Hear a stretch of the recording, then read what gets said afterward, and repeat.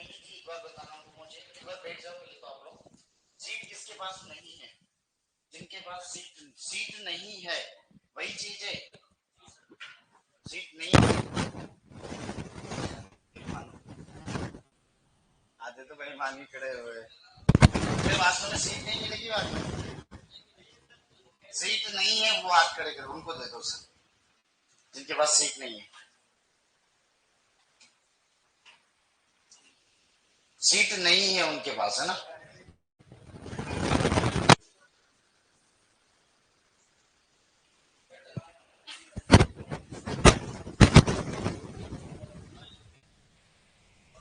दो हाथ खड़े करने से दो नहीं मिलेंगे, काउंट कर एक ही मिलेगा।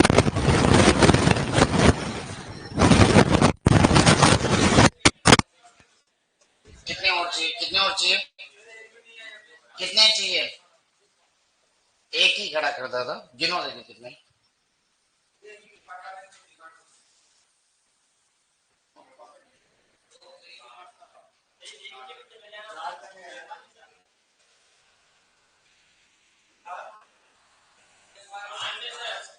5 6 ले आना, 5 6 ले आना। चलो ऑनलाइन में डाउनलोड का ऑप्शन दिला दूंगा, मैंने सर से बात कर ली है और नोट्स आपके पास हो गए।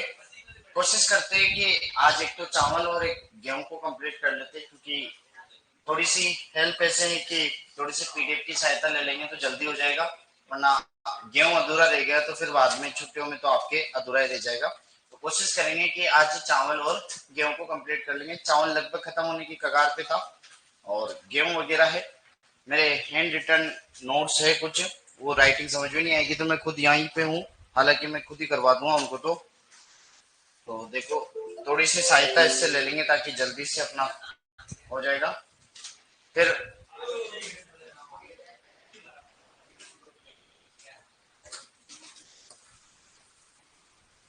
देखो को जहां तक हो गया था वहीं से कंटिन्यू करेंगे। और लिखने का क्या मैं पहले बता देता हूँ, फिर उसके बाद कंटिन्यू। कल एक नर्सरी का रह गया था, हालांकि जो नहीं दिखेगा वो मैं खुद लिख दूंगा यहाँ पे तो हो जाएगा। कल नर्सरी का रह गया था, तो देखो नर्सरी का क्या होता है। चावल में जो नर्सरी तैयार करते हैं तो मुख्यतः 4 विधियां हैं। एक तो गीली क्यारी, एक है सूखी क्यारी, एक है डेपोंग विधि और एक आती है एसआरआई विधि। कौन सी आती है? एसआरआई विधि। सीधा सा मतलब प्रश्न क्या बनता है, एक तो बनता है क्षेत्रफल का कि गीली क्यारी और सूखी क्यारी का क्षेत्रफल कितना लेते हैं। एक बनता है डेपोंग मेथड, डेपोंग विधि के अंदर क्षेत्रफल कितना लेते हैं। और एसआरआई ये होता है सिस्टम ऑफ राइस इंटेंसिफिकेशन, ये विधि है। इसका या तो नाम पूछ लेते हैं या फिर क्षेत्रफल पूछ लेते हैं। पहली चीज क्षेत्रफल के बाद दूसरी अगर पूछेगी तो इस नर्सरी में टाइम कितना लगता है चावल की पौध तैयार करने हेतु, और नर्सरी और खेत का अनुपात कितना लेते हैं। जैसे जनरली हॉर्टिकल्चर क्रॉप्स में अपन कहते हैं कि 250 मीटर स्क्वायर जमीन लेते हैं, किसके लिए? सब्जियों के लिए, प्याज वगैरह के लिए 500 मीटर स्क्वायर। तो इसे 1 हेक्टेयर में से निकालते हैं। कितने में से निकालते हैं? 1 हेक्टेयर में से निकालते हैं। तो नर्सरी और खेत का क्षेत्रफल कितना लिया जाता है। अब प्रश्न बनने की संभावनाएं ये है कि सबसे कम दिन किसमें लगते हैं या फिर सबसे कम क्षेत्रफल किसमें लगता है, सबसे ज्यादा दिन किसमें लगते हैं या सबसे ज्यादा क्षेत्रफल किसमें आवश्यक होता है। गीली क्यारी व सूखी क्यारी से कम प्रश्न बनता है डेपोंग विधि या फिर एसआरआई, जैसे करते हैं सिस्टम ऑफ राइस इंटेंसिफिकेशन, इनका प्रश्न बनता है। एक बार ऑनलाइन में मुझे कंफर्म कर दो कि क्या मैं आपको दिखाई दे पा रहा हूँ, क्या आप मुझे सुन पा रहे हैं, तो कमेंट सेक्शन में एक बार गेस कर दीजिएगा। अभी तक कुछ नहीं लिखा है, कुछ भी नहीं लिखा है, बताओ मुझे। यशपाल और प्रकाश, राहुल, हाँ पीडीएफ से पढ़ा रहे भाई, है ना, जल्दी हो जाएगा। हाँ ठीक है मेरे भाई, यस। चल तो देखो कल ये थी, तो पहली है गीली क्यारी व सूखी क्यारी। क्षेत्रफल जो लेते हैं इसमें वह लेते हैं कितना? 6 मीटर स्क्वायर। और अवधि जो लेते हैं वह लेते हैं कितनी? 25 दिन। और नर्सरी और खेत का अनुपात जो होता है 1:10। माने कि 10,000 मीटर स्क्वायर क्या है? जमीन। माने कि 100 मीटर स्क्वायर जमीन है तो 1 मीटर स्क्वायर लेंगे। 1,000 होगी तो 100 हो गई, तो मतलब कितना हो गया? 1:10। याद है। माना कि 1,000 मीटर स्क्वायर क्या लिया अपन ने? खेत का क्षेत्रफल लिया, तो अपने को कितनी लेनी है नर्सरी? 100 मीटर, मतलब 10 का। सीधी सी समझ में आ गई। चल अब देखो दूसरी जो विधि होती है उसका नाम है क्या, डेपोंग विधि। डेपोंग विधि में अगर क्षेत्रफल पूछे तो सबसे कम है, कितना है, 25:40 मीटर स्क्वायर। कितना है, 25 से 40 मीटर स्क्वायर इसका क्षेत्रफल लेते। अवधि लगभग 11 से 14 दिन में कंप्लीट हो जाती है। कितने में कंप्लीट हो जाती है बोलो, 11 से 14 दिन में। खेत और नर्सरी का अनुपात कितना, तो नर्सरी लेते हैं 1:250। कितनी लेते हैं बोलो, 1:250। डेपोंग विधि में अगर बीज दर अगर आपसे पूछे तो 3 किलोग्राम सीड रेट को काम में लेते। कितनी काम में लेते बोलो, ये एक तो मच्छर घूम रहा है यार, ये क्या यही घूमेगा क्या दादा है, साथ ही आया था क्या तुम है। चल हाँ नारियल खा के आया हूँ इसलिए। चल देखो 3 किलोग्राम क्या लेते हैं, इसकी बीज दर लेते हैं। अरे भाई क्या कर रहा है, हाँ यार पढ़ाने नहीं दे रहा। चल फिर देखो IARI मनीला फिलीपींस से तैयार है। इंटरनेशनल राइस रिसर्च इंस्टीट्यूट क्या है, इंटरनेशनल राइस रिसर्च इंस्टीट्यूट कहां पर पड़ता है, मनीला फिलीपींस में। वहीं से डेवलप्ड विधि है। और आंध्र प्रदेश और तमिलनाडु, एपी का मतलब आंध्र प्रदेश, टीएन का मतलब तमिलनाडु, सर्वाधिक काम में ली जाती कहां पर है, तो एपी और टीएन में। फिर है SRI system of rice intensification. Henri de Laulanie, Henri de Laulanie ने इन्होंने विकसित किया था। वैज्ञानिक का नाम है, तो आजा दादा, तो आजा जब भी पकड़ा ही है। 100 मीटर स्क्वायर जमीन काम में लेते। और अगर दिन की बात करें तो 10 से 11 दिन काम में आते हैं और 1:100। तो पहले लिख लो दादा यार तो भी क्या है यार, हाँ यार तो आजा। तो ये लिखो नर्सरी तैयार, नर्सरी डालो नर्सरी। और 8वें नंबर का पॉइंट था ना, तो पहले ऊपर लिख दो नर्सरी तैयार करना। गीली क्यारी, सूखी क्यारी, डेपोंग, डेपोंग को मेट नर्सरी कहते हैं। और SRI बोल कर लिखा दो, हाँ मैं बोल कर लिखा दूं, बोल कर लिखा देंगे। पहला लिखो नर्सरी तैयार करना हेडिंग। फिर इसमें पहले लिखना गीली क्यारी, हाँ मतलब टेबल बना देंगे। पहला हो गया गीली क्यारी, और दूसरी हो जाती है सूखी क्यारी, हाँ। तीसरी हो जाती है डेपोंग, डेपोंग, डेपोंग। और क्वेश्चन में लिखना मेट, मेट, मेट मतलब होती है चटाई। मतलब जैसे अपने घरों में चटाई वगैरह नहीं बिछाते थे पहले, मेट, तो मेट या चटाई नर्सरी, मेट या चटाई नर्सरी डेपोंग को ही कहते हैं। चौथी है SRI, SRI, SRI full form लिख लेना, system, system of rice intensification, intensification,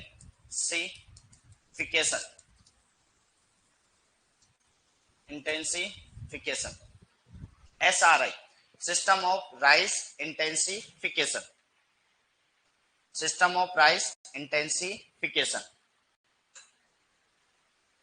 system of rice intensification हो गया। तो फिर इस प्रकार से कुछ अपन टेबल बनाएंगे, इस प्रकार से टेबल बनेगी, इस प्रकार से टेबल बनेगी। फिर यहां लिखना नर्सरी, यहां पर लिखना क्षेत्रफल, फिर अवधि, नर्सरी और खेत का अनुपात,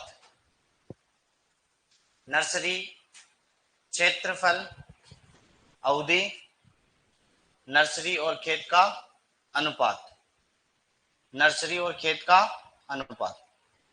फिर विधि लिख दो, पहले लिख देना गीली व सूखी क्यारी विधि, गीली व सूखी क्यारी विधि। और इसके अंदर लिख देना इसका क्षेत्रफल 100 मीटर स्क्वायर, कितना है 100 मीटर स्क्वायर, 100 मीटर स्क्वायर। अवधि पूछे तो याद रखना 25 दिन, 25 दिन सर्वाधिक है, ये अधिक है, मतलब सबसे ज्यादा अधिक लगता है। 25 दिन से अधिक मत लिख देना है, सबसे ज्यादा टाइम इसी में लगता है। नर्सरी व खेत का अनुपात 1:10, मतलब सबसे कम अनुपात इसी विधि में रहता है, सारी विधियों की अपेक्षा 1:10, 1:10 हो गया। फिर दूसरी विधि का नाम है डेपोंग। डेपोंग डेपोंग डेपोंग में बीज दर पूछे तो 3 किलोग्राम बीज की आवश्यकता होती है, 3 किलोग्राम बीज की आवश्यकता होती है। कहां से विकसित है तो आर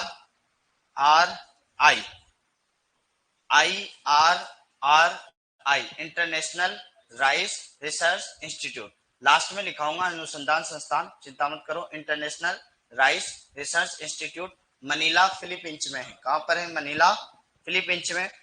कहां पर उत्पादन करते ज्यादातर यह विधि अपनाई जाती है? एपी का मतलब है आंध्र प्रदेश और टीएन का मतलब है तमिलनाडु।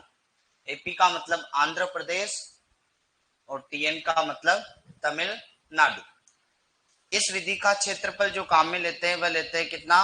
25 से 40 मीटर स्क्वायर, मतलब सबसे कम क्षेत्रफल इसी विधि में काम में आता है, सबसे कम क्षेत्रफल इसी विधि के अंदर काम में आता है। पूछे अवधि तो लगभग 11 से कितने लगते हैं? 14 दिन, 11 से लेकर 14 दिन इसमें लगते हैं, 11 से लेकर 14 दिन लगते हैं। अनुपात पूछे तो सबसे ज्यादा अनुपात इसी में काम में आता है, 1:250, 1:250। नर्सरी का अनुपात 1 और खेत का अनुपात 250, 1:250। फिर तीसरी विधि का नाम है SRI। SRI SRI SRI की फुल फॉर्म ऊपर लिखी थी, system of rice intensification, system of rice intensification. Henri de Laulanie, Henri de Laulanie ने इसको खोजा था। खोज किसने करी थी? Henri de Laulanie. कहां पर खोजा था? तो मेडागास्कर द्वीप में। कहां पर खोजा था? मेडागास्कर द्वीप। मेडागास्कर द्वीप के अंदर पहली बार हेनरी डी लाउलिंग नामक व्यक्ति ने इसे खोजा था। System of rice intensification Madagascar द्वीप में खोजा था। क्षेत्रफल पूछे तो 100 मीटर स्क्वायर, क्षेत्रफल पूछे तो कितना है बोलो? 100 मीटर स्क्वायर जमीन इसके अंदर काम में ली जाती है। समय पूछे तो 10 से 11 दिन लगते हैं, जो कि सबसे कम है, 10 से 11 दिन लगते हैं, जो कि सबसे कम है। नर्सरी व खेत का अनुपात पूछे तो 1:100, नर्सरी और खेत का अनुपात पूछे तो 1:100 काम में इसमें लेते हैं, 1:100, 1:100। चल ऑनलाइन वालों के ये मैं डाल दूंगा, वैसे नोट्स आपके डाउनलोड का ऑप्शन करवा देंगे, वहाँ अनाउंसमेंट वगैरह में आ जाएगा, तो आपको वैसे परेशान होने की जरूरत नहीं है। और ये मैं डाल भी दूंगा, पीडीएफ भी डाल दूंगा।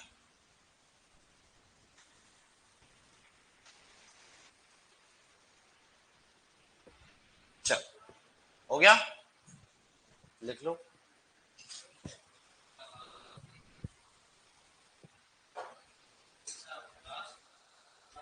चल किसके बाकी रखे? हाँ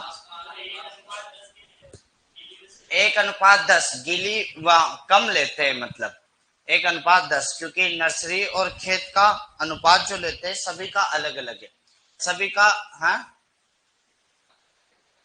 मेडागास्कर, मेडागास्कर 1:,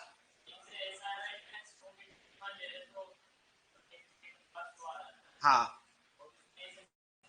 सभी का, मतलब इसमें 100 मीटर स्क्वायर जमीन लेते हैं। कितने लेते हैं? 100 मीटर स्क्वायर। इसमें भी 100 मीटर स्क्वायर लेते हैं, 1:100। हाँ हाँ सेम सही कह रहे हो आप, 100, क्योंकि 10,000 मीटर स्क्वायर माना कि 1 हेक्टेयर खेत का क्षेत्रफल है, ठीक है ना। अब इसमें कितना लेते हैं अपन? माना कि 100 लेते हैं, 100 लेते हैं तो ये 2 जीरो से कितनी हो गई, 2 जीरो कट गई, तो अनुपात बच जाता है 1:100। हाँ सही कह रहे हो ये तो। चलो ठीक है। हाँ तो सबसे कम इसमें और इसमें सेम ही है, 250 सबसे ज्यादा सही है। 1 हेक्टेयर मतलब 10,000 मीटर स्क्वायर, 10,000 में अपन 100 का भाग दे देंगे 1:100। चल ठीक है, ये हो गया। कल कहां कहां तक हो गया था एक बार मुझे बताना आप एक बार के लिए। ये पडलिंग कर लिया था क्या अपन ने, और पावर टिलर हो गया था क्या अपना, पौधरोपण कर दिया था क्या, उर्वरक प्रबंधन कर दिया था क्या। चलो फिर तो आधा तो कंप्लीट कर ही दिया था, आधे से ज्यादा हो गया था मतलब। सिंचाई हुआ था या नहीं, हो गया था सिंचाई। खरपतवार नियंत्रण, चलो खरपतवार देख लो फिर बाद में लिख लेना। देखो सीधा सीधा सर बीट का चैप्टर सर ने आपको पढ़ाया होगा, बीट के अंदर पढ़ाया होगा कि आपको पता है कि चावल जो होता है, चावल पानी में रहने वाला है, क्योंकि हम कहते हैं कि चावल को उगाने के लिए 5 सेंटीमीटर क्या होती है, पानी की आवश्यकता होती है। और कल हमने लिखा था कि 1 किलोग्राम चावल का उत्पादन करने के लिए 5,000 लीटर पानी की आवश्यकता होती है। तो जल में रहने वाले मतलब खरपतवार जैसे होता है जलकुंभी, जलकुंभी आइकोनिया क्रेसिफिस, तो ऐसे खरपतवार ज्यादा लगते हैं। जैसे सांवा घास, सांवे का आपने व्रत करते हैं ना, जैसे मम्मी वगैरह व्रत करती है तो एक तो साबूदाने की खिचड़ी बनाती है और एक बनती है सांवे की खिचड़ी। सांवे मतलब चारा, सीधी सी बात है, सांवा का मतलब होता है चारा। तो एक तो उसकी बनती है, तो एक तो वो सांवा घास भी इसमें लगती है, एक बनियाड ग्रास भी लगती है। कौन सी लगती है, बनियाड ग्रास, इसे बानियाड ग्रास भी कहते हैं। याद रख लेना इकाइनोक्लोआ कोलोनम, क्या याद रखोगे, इकाइनोक्लोआ कोलोनम। ये जो होता है वह सावा घास का होता है, जो सावा अपन खाने के अंदर भी काम में लेते हैं, अक्सर अपन पराली वगैरह के अंदर काम में लेते हैं। एक बनियाड घास होती है, इसे कहते हैं इकाइनोक्लोआ क्रुसगाली, क्या कहते हैं, इकाइनोक्लोआ क्रुसगाली। एक जलकुंभी तो आप जानते होंगे, जलकुंभी कौन सी है, आइकोनिया क्रेसिफिस, क्या है, आइकोनिया क्रेसिफिस। अब देखो इसके खरपतवार का नियंत्रण करने के लिए एक शब्द याद रख लेना, बीपी, क्या याद रखोगे, बीपी। जैसे ब्लड प्रेशर मापते हैं ना अपन, बीपी का मतलब ब्लड प्रेशर, तो बी से याद हो जाएगा आपको, बी और पी से प्रोपिनिल, बिस्पाइरिपोस, और एक और याद हो जाएगा ब्यूटाक्लोर, क्या याद हो जाएगा, ब्यूटाक्लोर। तो इसके लिए खरपतवार नाशी के रूप में कौन सी दवाई काम में लेते हैं, एक तो ब्यूटाक्लोर, कौन सी लेते हैं, ब्यूटाक्लोर, और एक काम में लेते हैं बिस्पाइरिफोस, क्या काम में लेते हैं, बिस्पाइरिफोस। पी से याद हो जाएगी प्रोपिनल, क्या याद हो जाएगी, प्रोपिनल। अब देखो प्रोपिनिल जो होती है, एक बड़ा इंपोर्टेंट इसका, हालांकि सर ने बता दिया होगा कि इसे तने की सहायता से पौधा अवशोषित करता है। किससे अवशोषित करता है बोलो, तने की सहायता से। क्योंकि हमें पता है कि पानी भरा रहता है खेत में, और नॉर्मली सीधी बुआई के लिए भी काम में लेते हैं, जो प्रोपिनिल डालते हैं ना अपन, तो पौधा क्या करता है, उसके स्टेम तने की सहायता से इसे अवशोषित करता है। और पौधा जब अवशोषित कर लेता है तो अपने चावल का पौधा अवशोषित नहीं करेगा, खरपतवार वाला पौधा क्या करेगा, इसे अवशोषित करेगा, और उसके पूरे के पूरे सिस्टम के अंदर फैल जाएगा, और उस खरपतवार का क्या हो जाएगा, खात्मा हो जाएगा। तो बीपी ब्लड प्रेशर से याद करोगे, बिस्पाइरिपोस, एक हो जाएगा कौन सा बोलो, तो ब्यूटाक्लोर, पी का मतलब प्रोपिनिल। तो ये लिख लो, 3 खरपतवार लिख लो, सावा घास, सावा घास, सावा घास, इकाइनोक्लोवा कोलोनम, इकाइनोक्लोवा कोलोनम। हाँ आराम आराम से, एक को 4-5 बार बोलूंगा, चिंता मत करो आप। ललित भाई बोल रहा हूँ, इसको बोल के समझा रहा हूँ, है ना मेरे भाई, समझा तो मेरी बात, इसको बोल के लिखा रहा हूँ, है ना, तो सिर्फ बोल के लिख ले।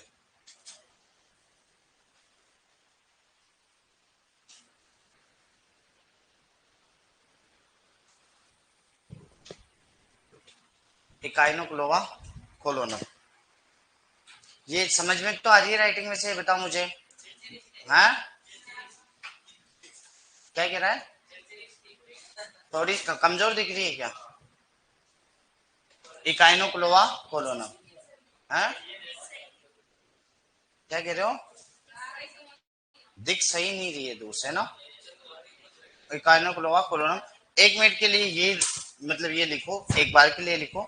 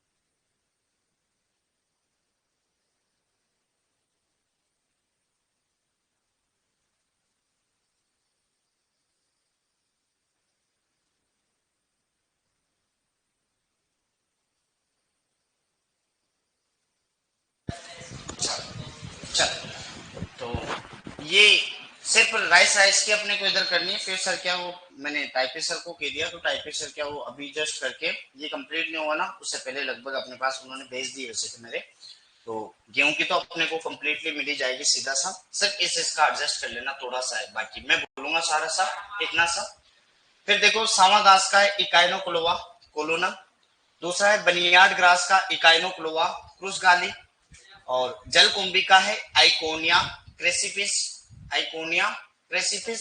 याद रखना है अपने को बी डॉट पी से ब्लड प्रेशर से, बी से याद हो जाएगा ब्यूटाक्लोर, और बी से याद हो जाएगा बिस पायरी फोस, और पी से याद हो जाएगा प्रोपिनिल। क्या याद हो जाएगा? प्रोपिनिल। प्रोपिनिल के सामने सीधा सा ये लिखना है कि तने की सहायता से क्या करते हैं, इसे अवशोषित करते हैं। हाँ हाँ, धीरे धीरे लिख रहा हूं। चलो देखो, सामाग्रास इकाइनोक्लोवा कोलोनम लिख लिया। बानियाड घास इकाइनोक्लोवा क्रुसगाली। जलकुंभी आइकोनिया क्रेसिपिस। आइकोनिया क्रेसिपिस।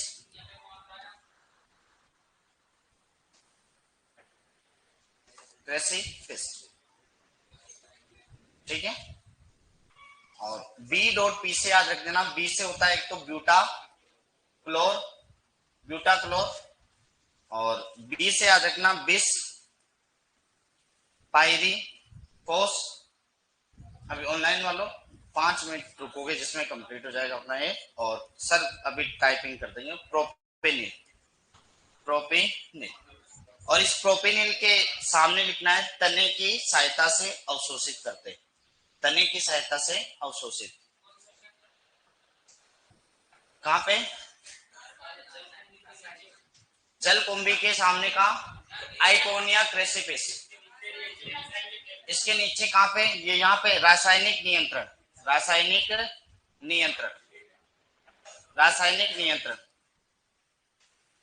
रासायनिक नियंत्रण।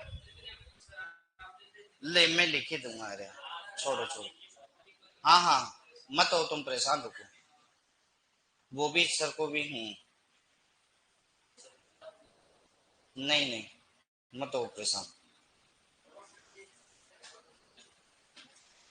छोड़ो। ये हो गया डन।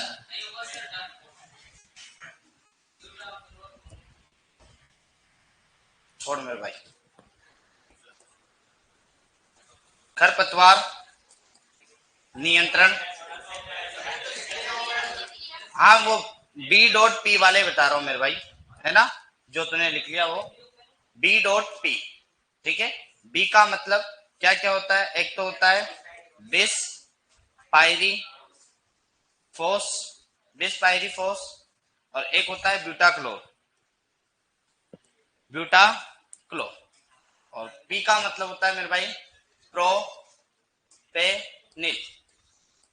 प्रोपेनिल के सामने लिखना है मेरे भाई कि तने की सहायता से अवशोषित। तने की सहायता से, सहायता से अवशोषित। अवशोषित। तने की सहायता से क्या होता है? अवशोषित। ठीक है दोस्त। हाँ लिख दिया बच्चे, ऑनलाइन वालों लिख दिया, ठीक है। हाँ हाँ लिख दिया, आप कहोगे जैसे कर लेंगे, कोई दिक्कत नहीं। ठीक है। और वो भी कंप्लीट हो जाएगा तो मैं बता दूंगा उनको।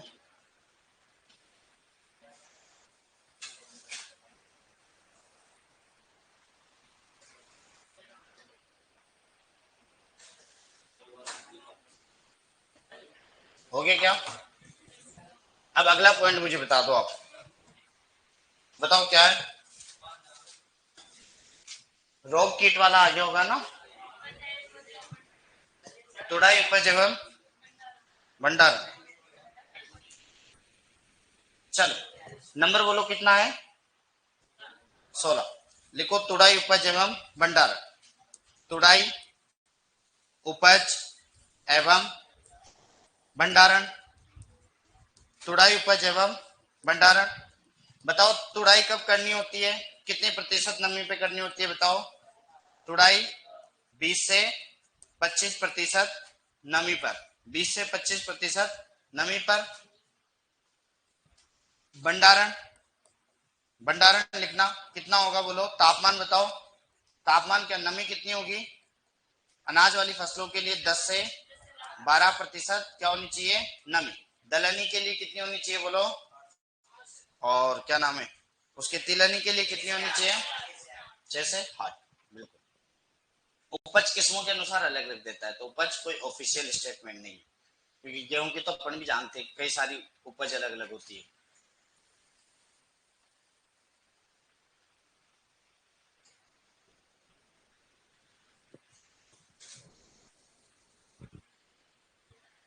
हो गया क्या?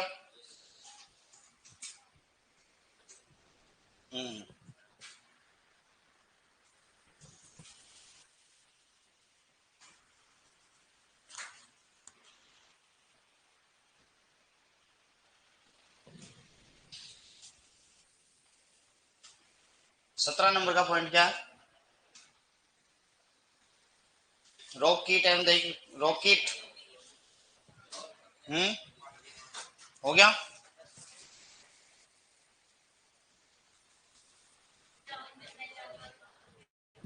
वो है क्या? चलो 17 नंबर का, चावल में अपनाई जाने वाली, चावल में अपनाई जाने वाली जाने वाली प्रमुख क्रियाएं, प्रमुख क्रियाएं, क्रियाएं। चलो, एक तो होती है हरी खाद के लिए बुरी खाद, बुरी खाद। बताओ पहले सुना है क्या बुरी खाद? डेचा है ना, डेचा का वैज्ञानिक नाम सेसवेनिया रोस्टाटा है ना। उर्वर किसके लिए करते हैं? उर्वरता के लिए। किसके लिए करते हैं? उर्वरता के लिए, है ना, मिट्टी की। एक क्रिया अपनाते हैं बुसनी, बुसनी, ये खरपतवार नियंत्रण के लिए करते हैं। किसके लिए करते हैं?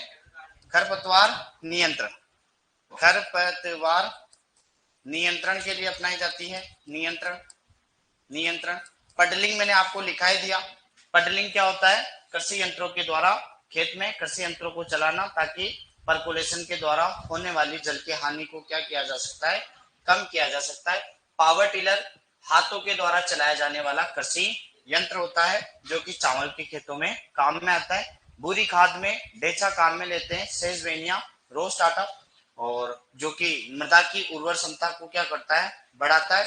और बुशनिंग क्या होता है? खरपतवार नियंत्रण के लिए अपनाई जाने वाली क्रिया क्या कहलाती है? बुशनिंग। क्या कहलाती है? बुशनिंग। ठीक है। चलो, एक बार क्या हुआ था कि पंजाब हरियाणा में चावल खूब उगाते हैं। तो एक तो क्या करते हैं, पंजाब हरियाणा में चावल खूब उगाते हैं, और तो चावल और गेहूं, हाँ ये दे दो। तो उनकी पराली को जलाते, जलाते तो दिल्ली में क्या है, वैसे प्रदूषण खूब था, तो वहां पर क्या है, ये पाला कोहरा पड़ना वगैरह, इतना धुंध, बड़ी समस्या हो गई थी, तो गवर्नमेंट ने बंद कर दिया था।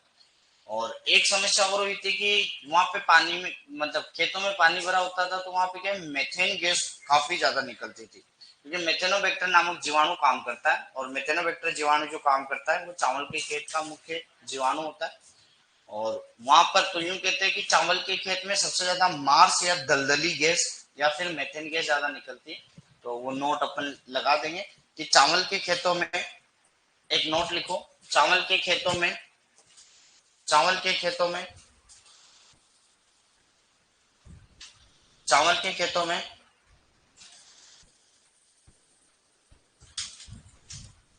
मेथेन या मार्स गैस निकलती है।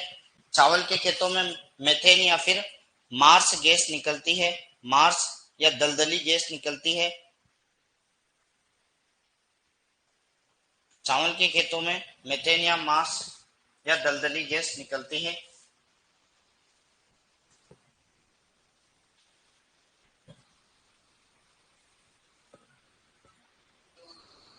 हो गया।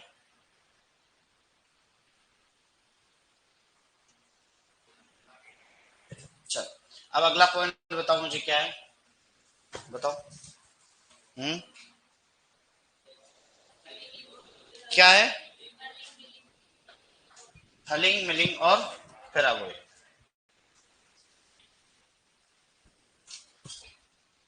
हलिंग, मिलिंग और पैराबोलिक। नंबर होता है 18। 18 हलिंग, मिलिंग और पैराबोलिक और पैराबोलिक, पैराबोलिक। वो सीट का मेरे भाई अभी कर देंगे सर, है ना, गेहूं उसी में से करवा दूंगा, चिंता मत कर दो। सीट का भी वही है। और देखो क्या होता है, जैसे धान होता है, क्या होता है, धान। धान होता है, धान का क्या करते हैं अपन, धान के अंदर पहले एच करते हैं। एच का मतलब होता है हलिंग। क्या होता है, हलिंग। हलिंग जो होती है, हलिंग के अंदर क्या होता है देखो, तो जैसे ये एक धान का क्या है, बीज है। तो इसमें दो प्रकार की है, एक तो लेमा और पेलिया, दो प्रकार की परतें पाई जाती है। क्या है, लेमा और एक क्या है बोलो, पेलिया।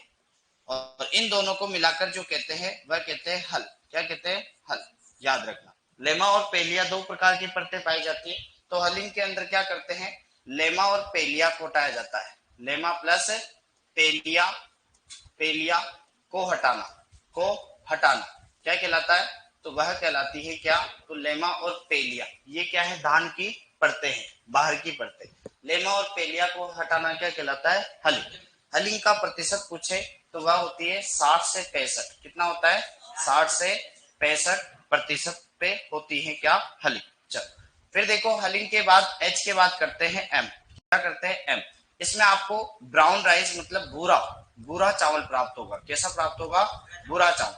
अब भूरा चावल में क्या है, सल्फर, सल्फर अपने को क्या करेंगे, सल्फर पाउडर का प्रयोग करेंगे। क्या करेंगे, सल्फर पाउडर का प्रयोग करेंगे और एल्यूरोन परत को हटाएंगे। कौन सी परत को, एल्यूरोन परत को हटाएंगे। तो एल्यूरोन परत को निकालना, निकालना, एल्यूरोन परत को निकाला जाता है। तो यहाँ पर विटामिन बी की क्या हो जाती है, हानि हो जाती है। इसका मतलब समझ गए नीचे वाले का, कि विटामिन बी की क्या होगी, हानि।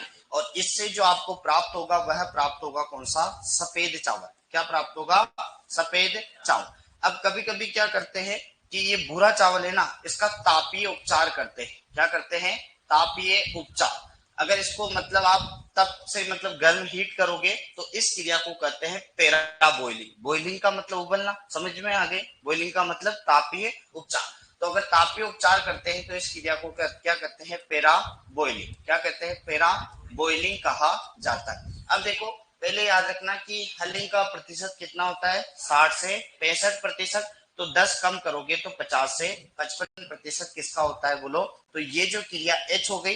एच के बाद ये क्रिया जो कहलाती है एम। एम का मतलब होता है मिली। क्या होता है, मिली। तो पहले अगर आपसे पूछे कि दान के अंदर कौन सी क्रिया करते हैं, हलिंग, दूसरी कौन सी करती है, मिली। अगर तापीय उपचार पूछे तो क्या कहोगे, पेरा बॉइलिंग। क्या कहेंगे, पेरा बॉइलिंग। समझ में आ गई। हलिंग का प्रतिशत पूछे तो 60 से 65%। और मिलिंग का प्रतिशत पूछे तो क्या है बोलो, मिलिंग का पूछोगे तो कहां पे कम करोगे, कितना हो जाएगा, 50 से 55%। कितना हो जाएगा, 50 से 55%। सल्फर पाउडर की सहायता से क्या करते हैं, एल्यूरोन परत को हटा देते हैं। विटामिन बी की क्या होती है, कमी होती है। और क्या प्राप्त हो जाता है आपको, सफेद चावल।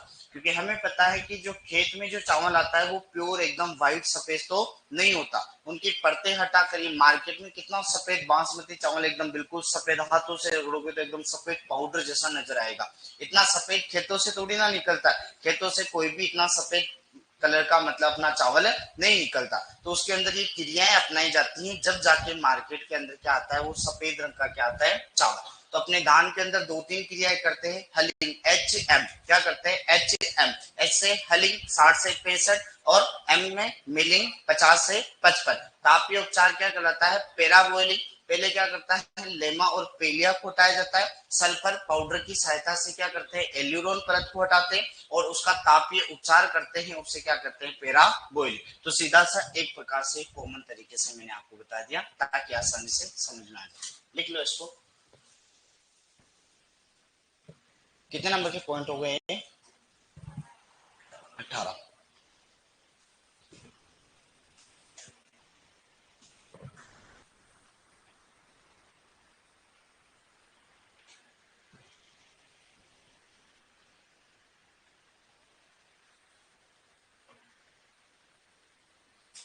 फिर 19 कौन सा, उन्नत किस में होगा? हम्म,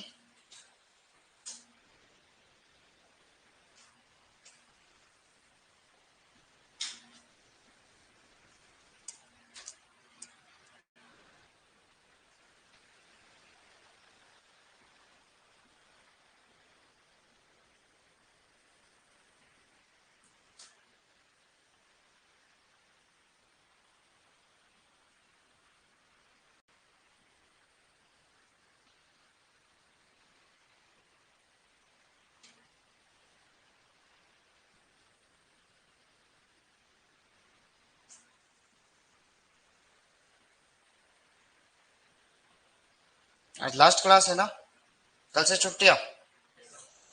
हम्म,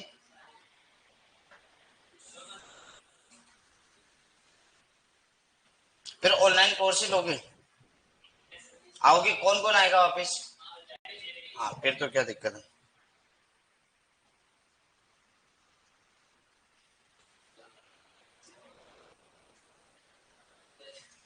अगला पॉइंट क्या है देखिए, बताओ मुझे। उन्नत किस में ना, हो गया क्या? लिखो लिखो।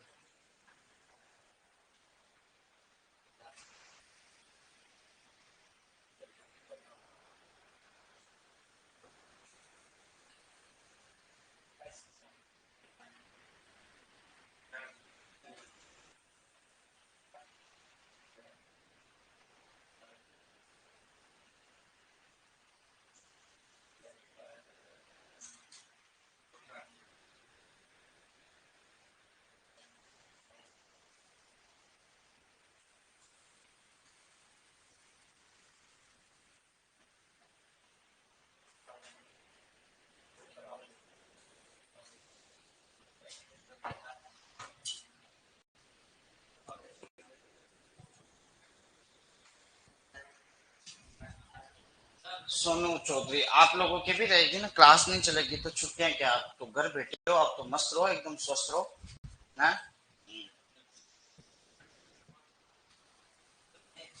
हो गया, चल।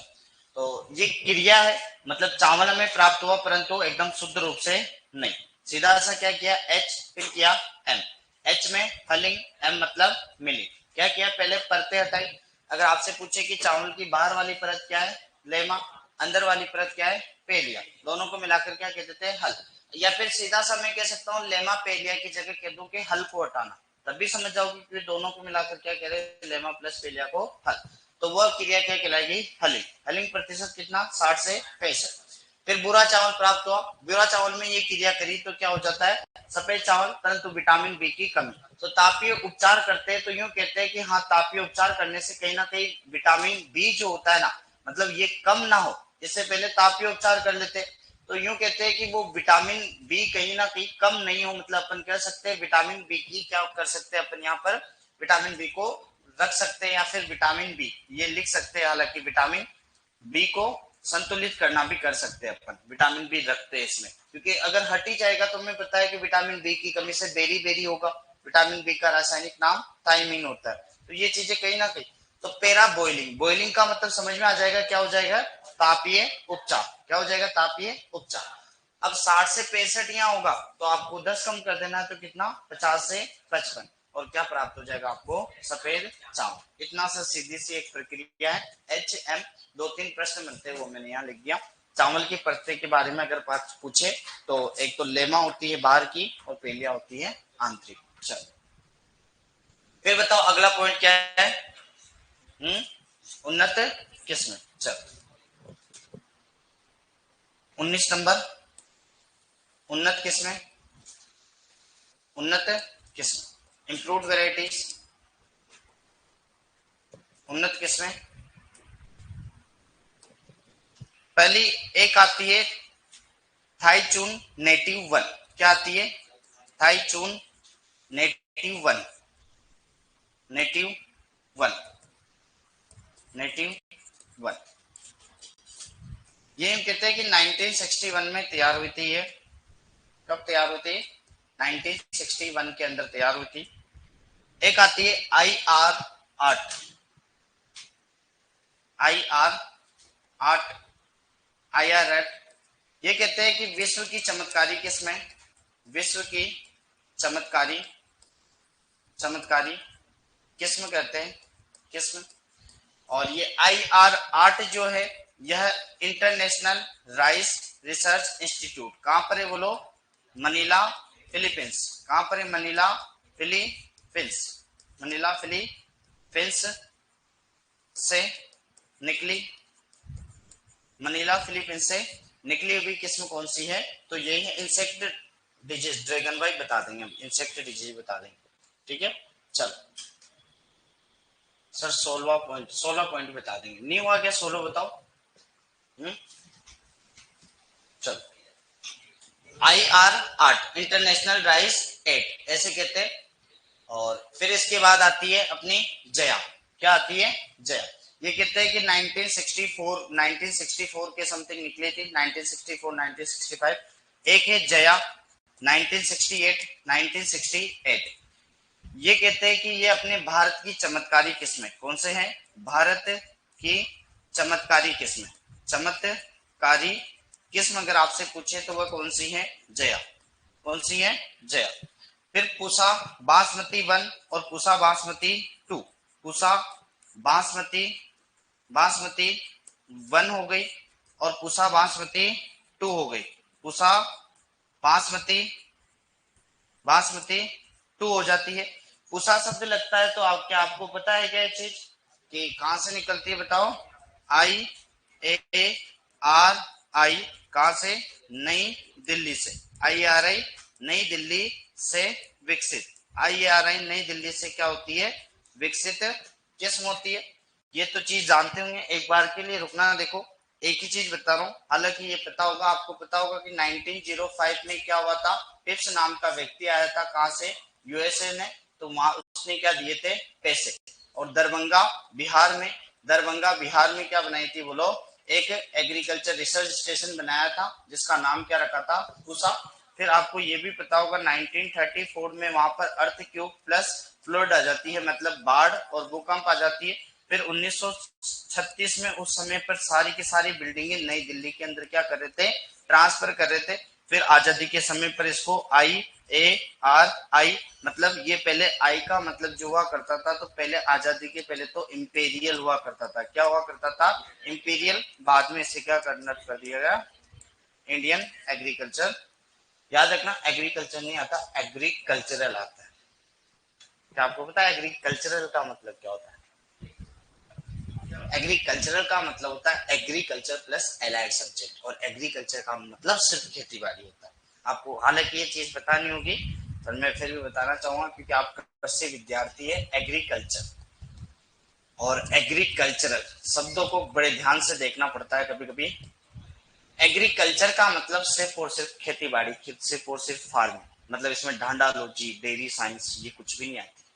पर एग्रीकल्चरल का मतलब है कि एग्रीकल्चर प्लस एलाइड सब्जेक्ट, जिसमें एग्रीकल्चर इंजीनियरिंग भी काउंट हो जाती है, एग्रीकल्चर स्टेटिस्टिक भी काउंट हो जाती है, एग्रीकल्चर एक्सटेंशन भी काउंट हो जाती है, एग्रीकल्चर इकोनॉमिक्स भी काउंट हो जाती है, एनिमल हस्बेंड्री भी काउंट हो जाती है, डेयरी फार्मिंग, पोल्ट्री फार्मिंग, सिर्फ एग्रीकल्चर। ये शब्द ऐसे ही लगते हैं हमें, हमने अक्सर इंस्टीट्यूट के नाम पढ़े ना, एग्रीकल्चर एग्रीकल्चर एग्रीकल्चर रिसर्च, हमने यूं नहीं देखा कि ICAR के अंदर भी एग्रीकल्चरल आता है, मतलब सिर्फ एग्रीकल्चर पे ध्यान नहीं देता हो, एग्रीकल्चर प्लस एलाइड सब्जेक्ट पे ध्यान देता हो।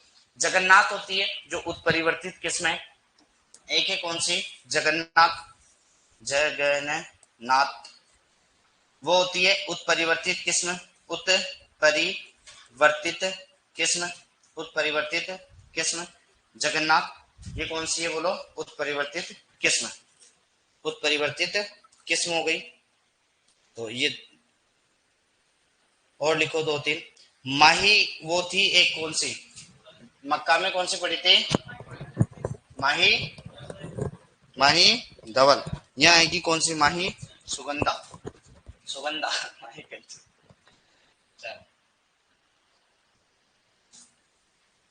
चले आगे चले।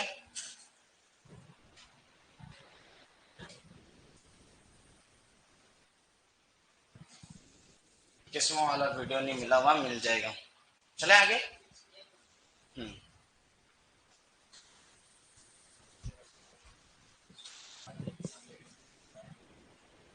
लिख लो।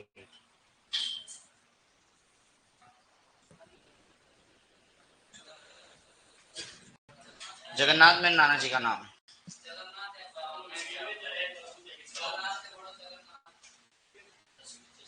चले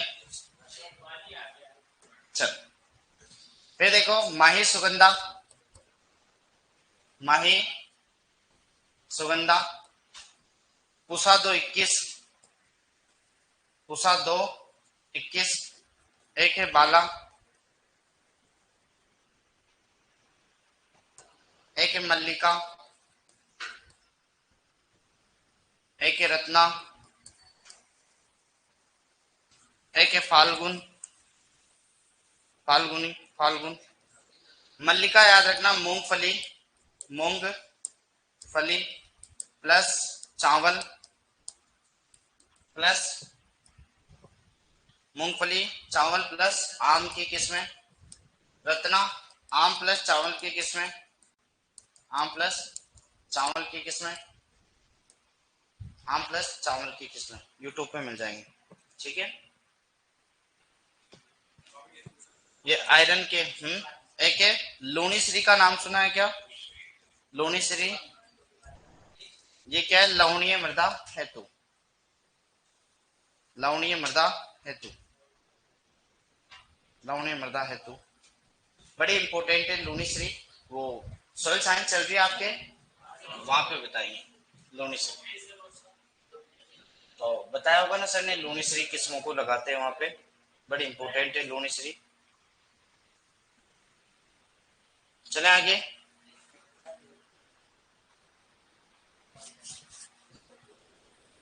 एक किस्म मैं आपसे पूछना चाहता हूं, अगर आपने शुरू में पढ़ा हो तो, धान की पहली संकर किस्म कौन सी है? 1994 पहली संकर किस्म मैंने सबके लिखाई थी। APRH है ना। चलो, एक किसे कहते हैं, कौन से 14 नंबर पे, इसे कहते हैं को R H, Coimbatore rice hybrid. बताओ 1994 क्या है ये?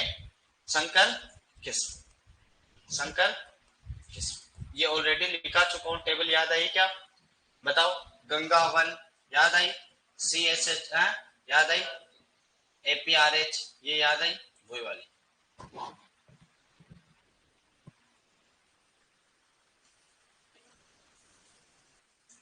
बताओ मुझे, अपन ने मक्का में एक कीट लिखा था, जो मैंने कहा था C4 पादपों के अंदर और चावल के अंदर डेढ़ करता है, उसका नाम क्या है और उसका कॉमन नेम क्या है?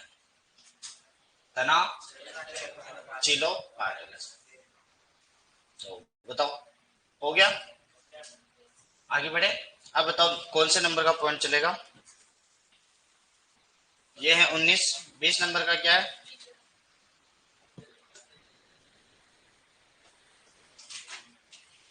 बीज दर, बीज दर 20वें नंबर पे लिखो। बीज दर, बीज दर, बीज दर, बीज दर में बताओ, मुझे बताओ कि पहले एक तो गेहूं की भी कितनी लिखी है? 100। चावल की भी कितनी लिखी है? 100। और एक और किसकी लिखी है? जौ की। तो अपन लिखेंगे क्या? मतलब सामान्य, सामान्य बीज दर कितने लेते हैं? 100 किलोग्राम प्रति हेक्टेयर। कितने लेते हैं? 100 किलोग्राम प्रति हेक्टेयर।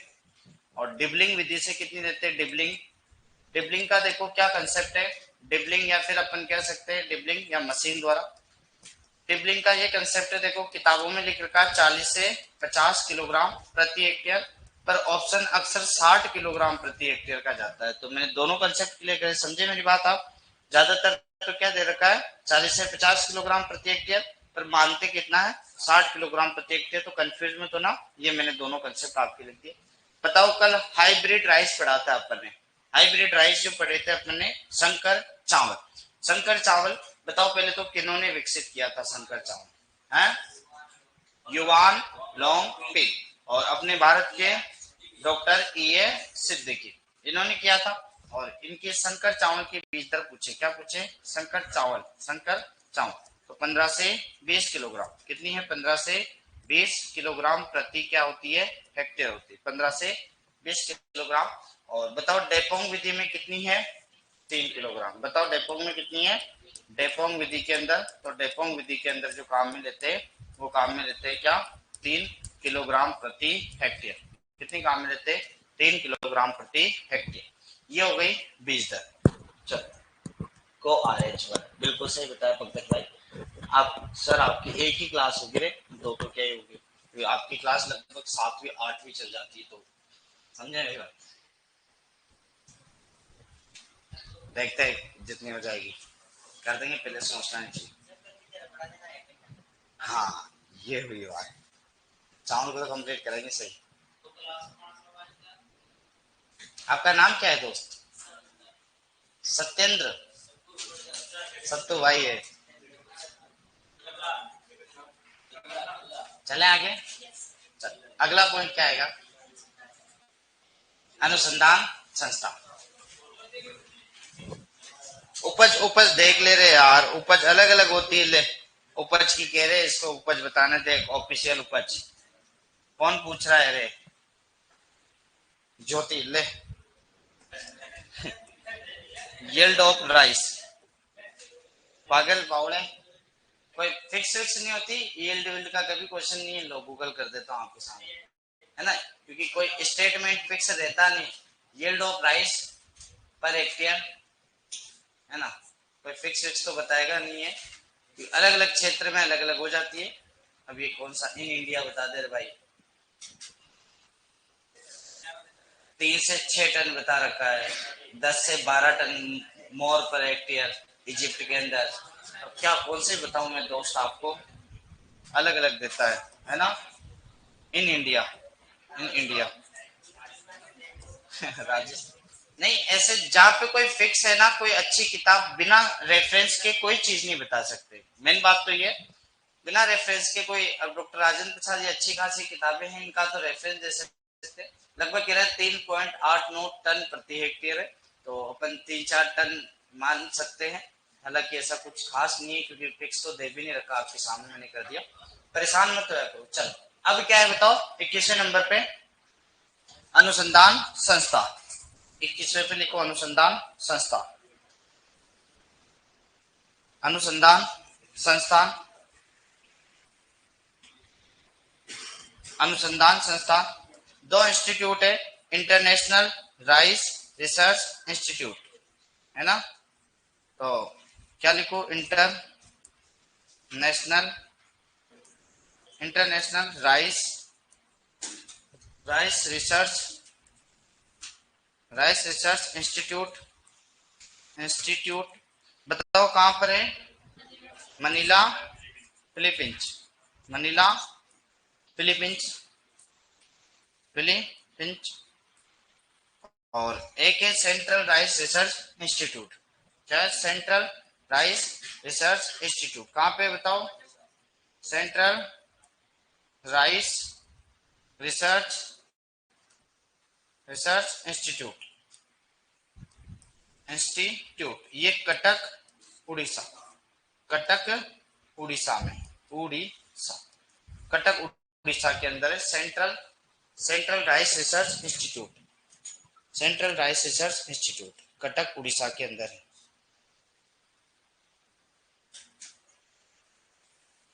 चले आगे,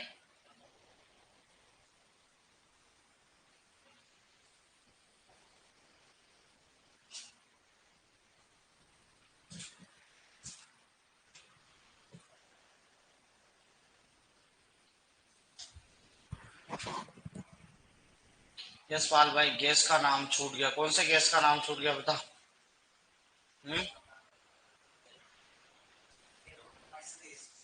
मार्स गैस बता दी ना, दलदली वाली बता दी ना। चल एक 16 नंबर का पॉइंट बता देंगे रचना, अभी बता देंगे, आप परेशान मत हो, ठीक है।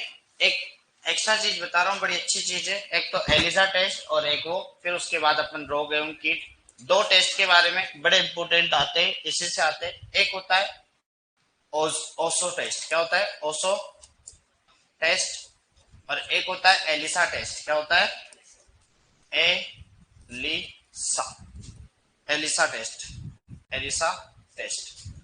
तो याद रखना ओसो टेस्ट जो करते हैं, या फिर इसे क्या देते हैं, ओजो। क्या कह देते हैं? ओजो, ओजो टेस्ट। तो याद रखना ये तो जीवाणु, जीवाणु वाले रोग का पता करने के लिए करते हैं। तो जीवाणुओं की कॉलोनी, जीवाणुओं की कॉलोनी, कॉलोनी का पता करने हेतु, का पता करने हेतु, करने हेतु, जीवाणुओं की कॉलोनी का पता करने हेतु। और ये करते हैं विषाणु, विषाणु या फिर क्या कहते हैं, वायरस का पता करने हेतु। तो अब याद रहेगा कि अगर जीवाणु के द्वारा कोई रोग होगा तो कौन सा टेस्ट करेंगे बताओ अपन? ओजो या फिर ओसो टेस्ट। और विषाणु के द्वारा रोग होगा तो कौन सा टेस्ट करेंगे? एलिसा टेस्ट, है ना? ELISA test. चलो अब पढ़ते हैं कौन सा, रोग कीट, रोग और कीट, रोग और कीट। चले बताओ पहले कीट का नाम क्या आएगा? मक्का में जो पढ़ा था उसका नाम क्या था? तना छेदक, तना छेदक।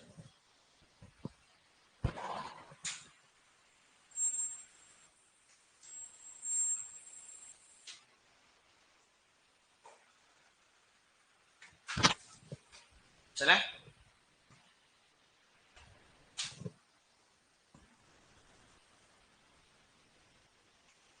चल चलो कर दो आगे नेक्स्ट। किसके? एलिजा की यार। इम्यूनो, इम्यूनो लिगेंड पता नहीं है, तो एक बार देख लेते हैं। पर हालांकि बायोलॉजी का अच्छा एक प्रश्न था, तो मैंने क्या समीर सर इनसे कंसल्ट करी थी, तो उन्होंने बताया था मुझे कि ये काम में आ सकता है आपके, एलिसा टेस्ट, एलिसा टेस्ट।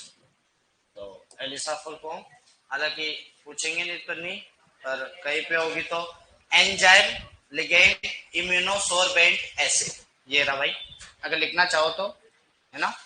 ये रहा एंजाइम लिगेंड इम्यूनोसोर्बेंट एसिड। तो बायोलॉजी वाले टीचर से मैंने कंसल्ट किया था, तो उन्होंने कहा कि ऐसे टेस्ट होता है जो पर्टिकुलर बता सकता है कि कौन सा रोग है कौन सा रोग नहीं। ये वायरल का पता कैसे चलता है और जीवाणु का कैसे पता चलता है, तो पर्टिकुलर जैसे अपन टाइफाइड का विड्रोल टेस्ट नहीं करवाते क्या? जैसे कई सारे टेस्ट होते हैं अपने बीमारी वगैरह का, तो पौधों में भी तो कोई तो पता चलेगा ना कि विषाणु जनित है या फिर जीवाणु जनित है, तो इसका टेस्ट है। तो मुझे लगा कि लिखाना चाहिए तो मैंने लिखा दिया, हो सकता है कभी काम आ जाए आपके, है ना? तो ऐसे कहते हैं इसे enzyme ligand immunosorbent acid, ELISA test. चल फिर देखो, अब बात करते हैं अपन किसकी, क्या मेरे भाई लिख रहा है, ये लिख रहा है वही वाला एलिसा वाला। लिखो enzyme, enzyme ligand, enzyme ligand, enzyme ligand immuno, immuno sorbent, sorbent acid, acid ये रहा ELISA. Enzyme ligand immunosorbent acid, ये वायरस की कॉलोनी का पता लगाने के लिए या वायरस जनित होने वाले रोगों का पता करने के लिए।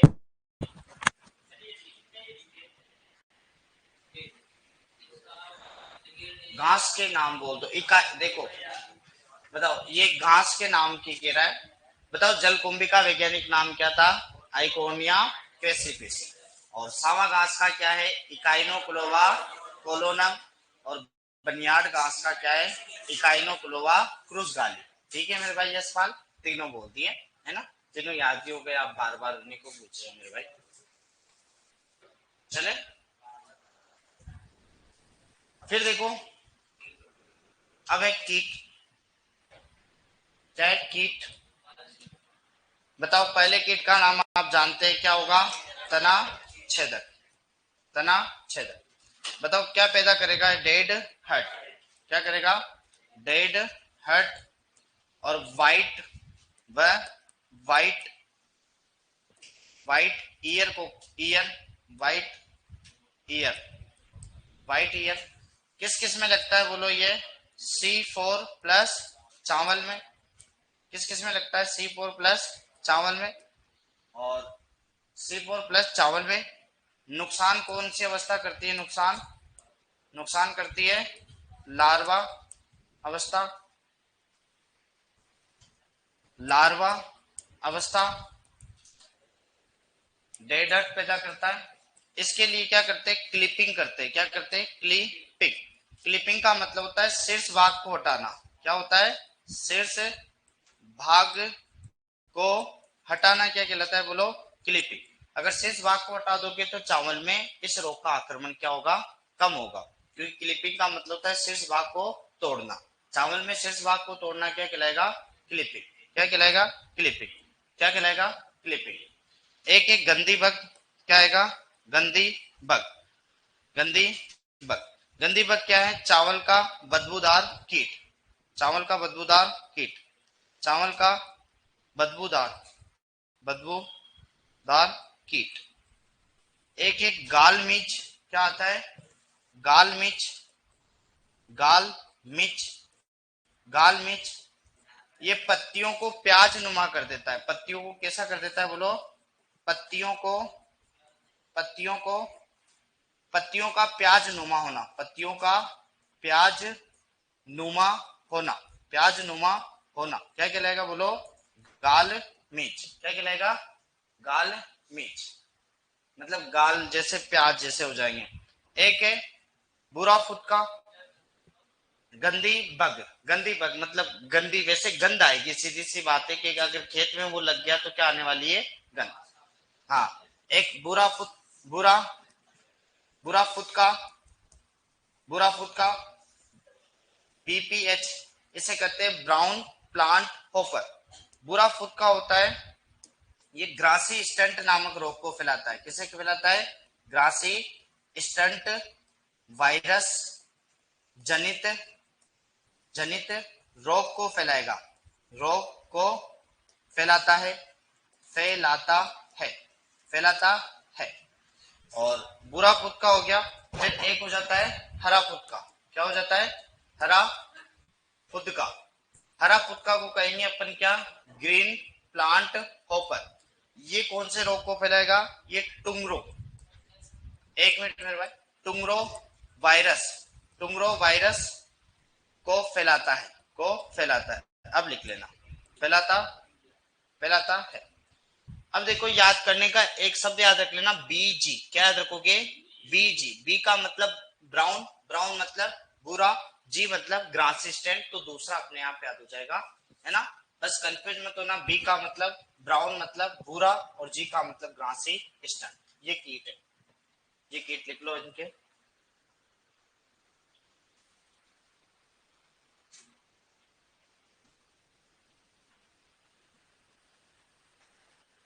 हो गया?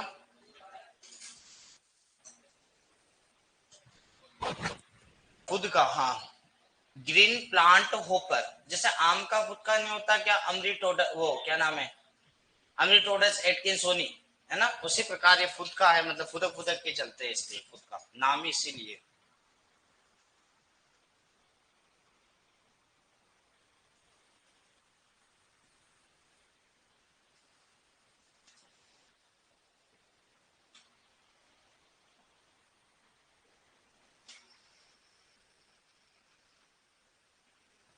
हो गया?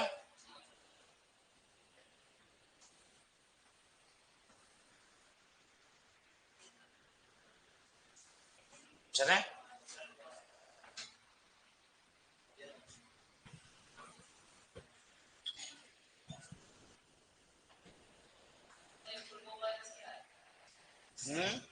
टुमरो वायरस है, अभी रोग है, रोग अभी पढ़ेंगे। कितने बजे तक चलेगी? ये चावल खत्म होगा जहां तक चलेगी। सोनम शर्मा चले? चल, कल यार क्या है, कल जेट वो क्या नाम है, 11th 12th और लॉन्ग ईयर वालों के क्या है, छुट्टी हो जाएगी उनकी। क्या है? टेस्ट वगैरह का है तो लगभग 12-1-2 बजे के समथिंग हो जाएगी मेरे ख्याल से, 2 या 2:30 बजे हो जाते हैं उनकी क्लासें। अब उनके बाद क्लासें चलती है तो मतलब फिर आपकी क्लास चलेगी, क्योंकि उसके बाद चलती है कंपटीशन की क्लासें। जैसे एग्रीकल्चर सुपरवाइजर डब्ल्यू बेच का तो कोर्स एक का वो जिसमें कराया तो उनमें तो कंप्लीट हो गया। अब उनके क्या है, आपके चलता है शाम वाला बैच। और कारण ये है कि जैसे आप लोग तैयारी करते हैं तो गवर्नमेंट जॉब की तैयारी करने वाले ज्यादातर बच्चे या तो कॉलेज कर रहे हैं या तो कॉलेज चल रहे। तो कॉलेज टाइमिंग के टाइम पे नहीं रखा जाए, सुबह के टाइम पे मतलब गवर्नमेंट जॉब वाले बैच नहीं चलते कम, क्योंकि कॉलेज वगैरह आरसीए के भी कई सारे बच्चे आते हैं, आरसीए वगैरह के, तो सुबह वो कॉलेज चल जाते हैं और शाम को क्या ले लेते हैं, क्लासेस ले लेते हैं। तो इस वजह से कल आपके साथ नहीं चलना चाहिए। सर ने इन्फॉर्मेशन क्या दी आपको वैसे? आज लास्ट है ना? हाँ तो आज वो लास्ट है फिर आपके। सर आप गांव कब जाओगे? हम तो कोटा सेंट, कोटा को 11 अगस्त को ओपनिंग है। आप आना चाहो तो आ सकते हैं, कोटा ब्रांच है ना। बिल्कुल। चले आगे। फिर है रोग, क्या है रोग?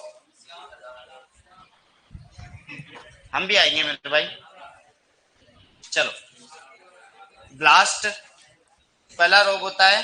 ब्लास्ट, ब्लास्ट, ब्लास्ट का मतलब होता है झुलसा। कौन सा रोग है? झुलसा। झुलसा होता है पायरिकुलेरिया ओराइजी नामक कवक से। किससे होता है? कवक। कवक का नाम क्या है? पायरिकुलेरिया, पायरिकुलेरिया ओराइजी, पायरिकुलेरिया ओराइजी नामक कवक से होता है। Oryzae, oryzae, oryzae. इसमें नेक, नेक बेंट हो जाता है, नेक बेंट, बेंट हो जाता है। ब्लास्ट इसे कहते हैं अमीर आदमी का रोग। क्या कहते हैं? अमीर आदमी का रोग, अमीर आदमी का रोग, अमीर आदमी का रोग।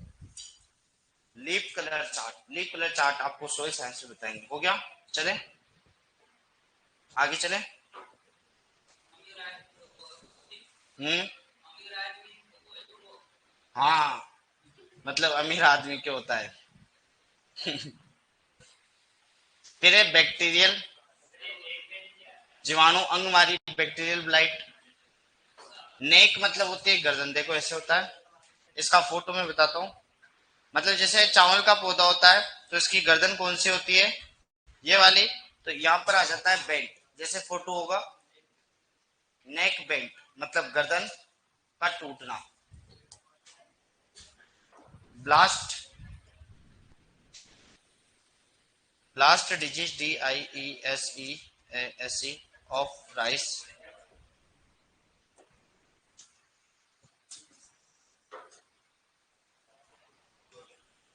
Image, picture, picture. ये देखो इसके यहाँ पे जो है कोने पे गूगल चलता है, क्या चलता है इसमें? अब यार गूगल चले जब है ना यार। चल ठीक है। फिर है बैक्टीरियल ब्लाइट। दूसरा लिखो bacterial blight, bacterial, bacterial blight, bacterial blight या जीवाणु अंगमारी, जीवाणु अंगमारी। जीवाणु का नाम होता है जेंटोमोनास ओराइजी। क्या होता है? जेंटोमोनास, जेंटोमोनास ओराइजी, जेंटोमोनास ओराइजी नामक जीवाणु से होता है। एक आपने वो क्या नाम है, बंगाल का अकाल पड़ा है क्या? हेलमेंथोस्पोरियम ओराइजी। धान का भूरी पत्ती धब्बा रोग। तीसरे नंबर पे धान का भूरी पत्ती धब्बा रोग। धान का भूरी पत्ती धब्बा रोग, धान का भूरी पत्ती धब्बा रोग। ये जो होता है वह किससे होता है? कवक से। कवक का नाम कौन सा है बोलो? हेलमेंथो, हेलमेंथो स्पोरियम, हेलमेंथो स्पोरियम ओराइजी, हेलमेंथो स्पोरियम ओराइजी। कोई बता सकता है? बताओ कब आया था? हैं? 19 या फिर 18? 1943। याद करो 1845, इधर एक्स्ट्रा 1845 में याद कर लो। आयरलैंड क्या है? आयरलैंड में आलू क्या है? आलू है ना। आलू का लेट ब्लाइट क्या है? लेट ब्लाइट, फाइटोप्थोरा इन्फेंट्स, ये आया था।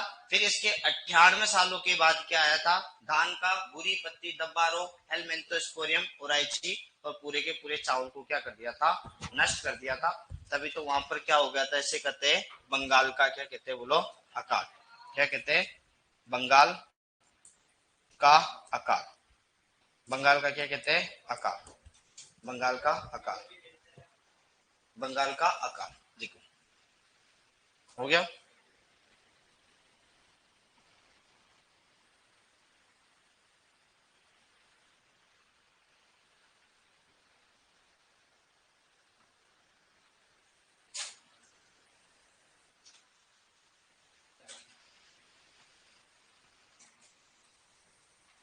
एक फोटो वाली मुझे पीडीएफ नहीं मिल रही, बाकी रोग वगैरह सारे कोई फोटो दिखा देता मैं आपको, क्योंकि मेरे पास पड़ी हुई थी फोटो वगैरह सारे देख लेते कि कौन सा रोग कैंसर, क्योंकि गूगल पे तो अपने सर्च हो ही नहीं पा रहे यार। इसमें मिल नहीं रही मुझे, अगर मिल जाए ना तो मैं एक साथ दिखा दूं, या तो मैं बाद में दिखा दूंगा, वैसे भी कोई दिक्कत नहीं। एक पर्टिकुलर एक मतलब पीडीएफ बनी हुई है, उसमें कोई भी सर्च नहीं करना। जैसे जो रोग है ना वो सारे के सारे रोग सामने फोटो है, तो सारे के सारे एक साथ ही आ जाए, वो मिल जाए ना मुझे, तो उसमें मैं दिखा दूं आपको यार। अरे वो फोल्डर कई सारे बने हुए हैं, क्योंकि एग्रो होटी वगैरह इसके, और हमारे मेरे पेन ड्राइव में भी नहीं होगी वो। ठीक है, अगला रोग लिखो। एक आता है बकेन रोग, मूर्ख नवोद्भिद। पढ़ा है? नहीं पढ़ा? पढ़ा होगा यार। हाँ चलो, बकेन मूर्ख नवोद, जिब्रेलिन पढ़ा हो तो फिर तो पढ़ा होगा। अगर जिब्रेलिन अगर आपने पढ़ा है ना, बकेन मूर्ख नवोद्भिद, बकेन रोग, बकेन रोग किसने नहीं लिखा? नहीं लिखा यार, लिखो यार। बताओ किससे होगा? जिब्रेला फ्यूजोकोराई नामक कवक से, जिससे से जिब्रेलिन निकला था। और इसमें एक अगर लिखना चाहो तो कोष्टक में लिख लेना, एक बढ़िया कृषिक अवस्था। एक बार प्रश्न आया था, कृषिक अवस्था का संबंध, कृषिक अवस्था, कृषिक अवस्था का संबंध कौन से रोग से है? तो याद रखना, जीवाणु अंगमारी, जीवाणु अंगमारी, कृषिक अवस्था। अभी फोटो होते तो मैं आपको बताता कि क्या है क्या नहीं, क्योंकि हाँ नहीं, वो तो मैं खत्म होने के बाद भी वो ढूंढ के आपको कहीं से भी दिखा दूंगा, क्योंकि सारे क्या उसमें एक जगह पड़े हुए, तो अगर वो मिल जाते ना तो एक साथ ही होते तो अभी कंप्लीटली करवा देता मैं आपके, क्योंकि सारे फोटो एकटे कर रखे हैं मैंने, ताकि बार बार सर्च वगैरह का टाइम ही हट जाए। अब मिले तो मैं आपको बता पाऊँ उसको, पर मिले जब है वो तो, मिले जब है वो तो। पेन ड्राइव में भी नहीं है, पेन ड्राइव में, चल पेन ड्राइव में भी नहीं। तो अब लिखो कौन सा? चौथे में लिखना बकेन, कैसे करते हैं? मूर्ख नवोद्भिद, मूर्ख नवोद्भिद, मूर्ख नवोद्भिद। याद रखना होता किससे अगर पूछे तो बताओ, किसी को पता है? कवक, जिब्रेलिन की खोज हुई थी, इतना सा बता सकता हूं। Gibberella, Gibberella fujikuroi, fujikuroi, fujikuroi, Gibberella fujikuroi नामक क्या है ये? कवक। और बड़ा इंपॉर्टेंट पॉइंट ये है कि जिब्रेलिन की खोज क्या हुई थी? GA3 लिख दो क्या? GA3, GA3 का मतलब था जिब्रेलिक एसिड की क्या हुई थी? खोज हुई थी। खोज हुई थी, कहां पर हुई थी? जापान, बता सकते हैं? युवाटा और सुमुकी। तो ये जो वैज्ञानिक थे वैसे तो व्यक्ति थे, उन्होंने क्या है मतलब चावल के पौधे उगाए, तो कोई तो बड़े थे और कोई क्या थे, छोटे थे। तो उन्होंने कहा कि ये कैसे मूर्ख पौधे कि कुछ तो लंबे हो गए और कुछ क्या हो गए, बोनो हो गए। तो यही है। तो G3 जापान में है। और फिर एक आता है grassy stunt. Grassy stunt, grassy stunt virus. Grassy stunt किससे होता है, वायरस या विषाणु से, वायरस या फिर किससे होता है बोलो, विषाणु से। बताओ कौन फैलाएगा। और एक होता है कौन सा, टुंग्रो वायरस। टुंग्रो, टुंग्रो वायरस। बताओ BG, बुरा फुदका किसको फैलाता है, जी मतलब ग्रासी स्टंट को। तो इसको कौन फैलाएगा, वाहक। वाहक होता है बुरा फुदका। कौन होता है, बुरा फुदका। और इसका क्या है बोलो, वाहक कौन है, हरा फुदका। कौन है, हरा फुदका, हरा फुदका। बताओ एक जानते हैं क्या, डॉक्टर YL लेने का नाम सुना है क्या, क्या है, धान का, धान का खेरा रोग किसकी वजह से बोलो, जिंक के, ये तो मतलब तकिया कलाम, जिंक की कमी। खोज कहाँ हुई थी, खोज जो करी थी डॉक्टर YL ने कहां पर करी थी, पंत नगर। कहां करी थी, पंत नगर। इसे आयरन रोली भी कहते हैं, क्या कहते हैं इसे, आयरन, आयरन रोली, आयरन रोली भी कहा जाता है, भी कहा जाता है, आयरन रोली भी कहा जाता है। डॉक्टर YL ने, डॉक्टर YL ने, डॉक्टर YL ने आयरन रोली भी क्या करते हैं, इसे कहा जाता है।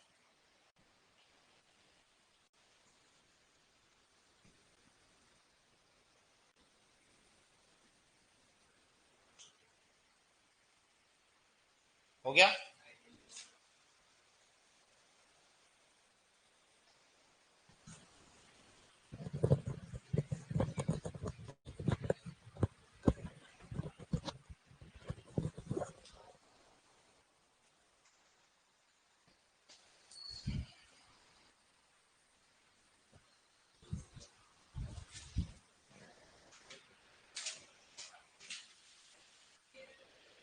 एक होता है अकोची, H2S हाइड्रोजन डाइसल्फाइड की कमी से, अकोची,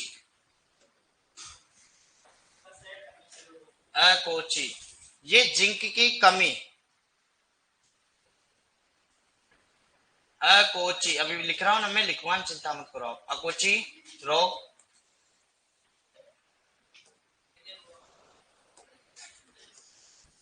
H2S, क्या हो गया। एक होता है श्वेत अंडाशय, न्यूट्रिएंट्स में पढ़ के आए होंगे आपने, श्वेत अंडाशय। क्यों, ये आयरन की कमी। हाँ चावल को कम खाना। चावल उगाने वाले क्या है, देखो चावल पानी में रहता है, पानी में होती है नमी, और नमी होती है तो कवक जनित रोग ज्यादा रहते हैं, ये दो पे है।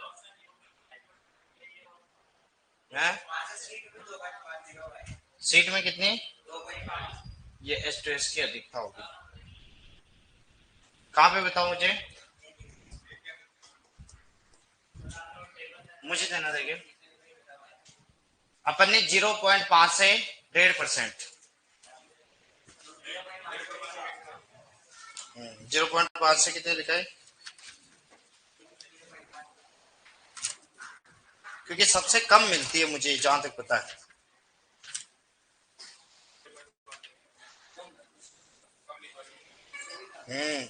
उससे भी कम होती है। अब देखिए देखते या तो ये RBSC में दे रखा होगा, क्योंकि वो रेफरेंस वाली किताबें उठा रखी है ना मैंने, जो अच्छी अपने डॉक्टर राजेंद्र प्रसाद वगैरह अच्छी किताबें जो है ना उनमें। अब ये अगर 12th RBSC में ये है ना, तो फिर ये लिखनी पड़ेगी, एक बार मैं कंफर्म करूंगा 12th RBSC या 11th RBSC में ये होगी, तो फिर ये लिखना पड़ेगा। क्योंकि RBSC का इसलिए मानना पड़ता है, मैं बताता हूँ तुम्हें क्या होता है कि आपने सुना होगा कि अपने जैसे फॉर एग्जाम्पल के लिए फूलों का राजा फूलों की रानी, यही चीजें मिस्टेक कर रखी। ये अपन नहीं कह रहे, मैं नहीं कह रहा है, सीधी सी बात, पूरी दुनिया में फूलों का राजा डे लिया, और पूरी दुनिया में फूलों की रानी क्या होती है? तो गुलाब होती है। फूलों की रानी गुलाब होती है और राजा होता है दहेलिया। सीधी सी बात है। आईसीआर भी, भारत भी वही मानता है, क्योंकि पूरी दुनिया मानेगी वही भारत मानेगा। और आपने राजस्थान की किताब में क्या दे दिया? राजा रानी, मतलब लिंगी परिवर्तन कर दिया भाई का। गुलाब को कर दिया राजा और गुलदाउदी को कर दिया रानी। अब कई सारी जैसे बीज दरें हैं, बीज दरें हैं, बीज दर में क्या है, कई सारी मिस्टेक्स हो रखी है। अब जैसे अंगूर में गुणसूत्र 38-40 भी बता रखे है, किताबों में लिखाना पड़ता है, कोष्टकों में बहुत सारी चीजें। आप नहीं मानोगे कि आरबीएससी की किताब की वजह से कई सारी चीजें है ना, उनको लिखने के बाद भी कोष्टक में डालना पड़ता है कि बच्चे को ये याद करना पड़ेगा कि हाँ, तुम्हें अगर कौन से एग्जाम में तुम बैठ रहे हो ना, तो ऐसे कई सारे लफड़े रहते हैं। तो ये हालांकि अगर ढाई दे रखा होगा आरबीएससी में, तो बकायदा ये चीज नोट डलवा के लिखा दूंगा मैं कि आरबीएससी किताब के अनुसार कितना 2.5% चावल के अंदर क्या पाई जाएगी? वसा। इतने से ऐसे ही करना पड़ता है। वो कोष्टक कोष्टक जो बाद में आकर वो डाउट क्लास में ये पूछता है कि कोष्टक वाला याद करो या अंदर वाला याद करो या बाहर वाला याद करो। तो यही है कि अब क्या करें अब इसमें। तो एस टू एस की अधिकता, अब ये कुछ नहीं कर सकते रे मेरे भाई। एक बात बताता हूँ, मैं कड़वा सच बताता हूँ। आरबीएससी की किताब उठाना 11वीं या 12वीं की, उठा के देखना उसका संस्करण लास्ट कब था। ईमानदारी से मैं तुम्हें कह रहा हूँ, कभी भी अब किताब देखो ना, 11वीं 12वीं का किताब उठाकर देखना, उसका लास्ट संस्करण, मतलब लास्ट बार वह किताब अपडेट कब हुई थी, एक बार चेक करना तुम। तुम्हें पता चलेगा कि लास्ट 2016 में अपडेट हुई। 16 के बाद, मतलब एक ही बार किताब आई, फिक्स मिस्टेक। अपने रॉयल इंस्टीट्यूट में अपने क्या करते हैं कि हर साल संस्करण चेंज करते हैं। उसमें क्या होता है कि हम लोग वापस उन्हें देखते, हो जाती है माइनर से मिस्टेक, कोई दिक्कत नहीं। कभी टाइपिकल एरर हो गया, न्यू नहीं कह रहे कि चलो टीचर से एरर हो, ऐसे कोई बात नहीं। कभी अब टाइपिस्ट टीचर थोड़ी है, टीचर ने जरूर तो टाइपिस्ट करी, नोट्स बना के दिए उसके। अब वो किताब क्या है, वास्तव में इतना बड़ा दुर्भाग्य है हमारा कि वो किताब अभी तक अपडेट नहीं हुई, वो सभी कृषि संस्थानों में पढ़े। हमारे पास कोई एनसीईआरटी नहीं है एग्रीकल्चर का, कड़वा सच है, हमारे पास कोई भी एनसीईआरटी नहीं है जिसका हम रेफरेंस दे सके। हमारे जेट के लिए, राजस्थान एग्रीकल्चर सुपरवाइजर के लिए 12th की आरबीएससी और 11th की RBSC Rajasthan board of secondary education की किताब देते, वही बता। लास्ट अपडेट कब है? 2016। चलो ये हो गया। चलो अब क्या करें, फोटो वगैरह तुम्हारे पास है नहीं किसी का, है ना? और एक, मुझे जहां तक याद आ रहा है, एक निमेटोड देख लेता हूँ, तुम्हारे काम का हो तो। दिस उसका निमेटोड होता है, एक निमेटोड।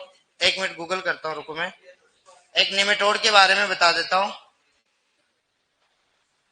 लिखो, धान का उफरा रोग होता है एक निमेटोड से, उसका नाम क्या है? उफरा, उफरा। निमेटोड का नाम देखने दे मुझे गूगल से। हाँ भाई, रोग में एक उफरा रोग होता है निमेटोड में। निमेटोलॉजी करवाई क्या? निमेटोलॉजी में आता है वो, मैं तुम्हें लिखा देता हूँ खुद ही। हाँ वही मैं करा रहा हूँ।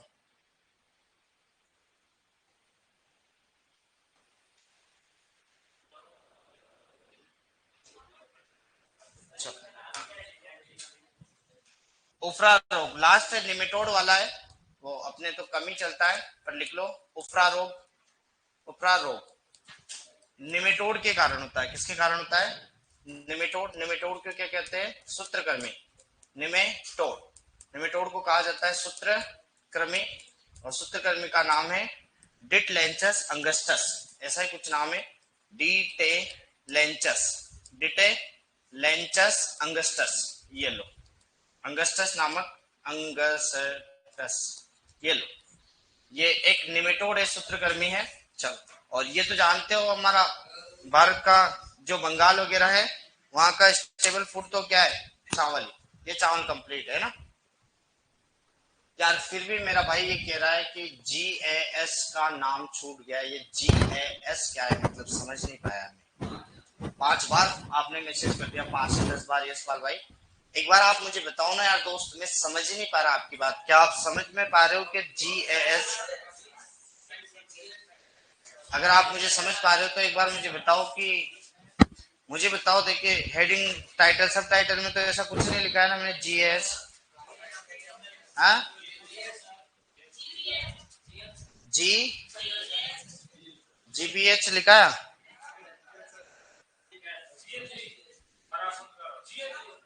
वो तो हरा पुतका, ये तो मैंने बताया ना बोल बोल के। नहीं, ये लिखाने से पहले भी यशपाल भाई कह रहा था GAS, गैस। गैस तो मैंने कहाँ लिखा है? गैस तो मैंने कहाँ लिखा है? यार मैं बात ही नहीं समझ पाया उनकी। एक मिनट।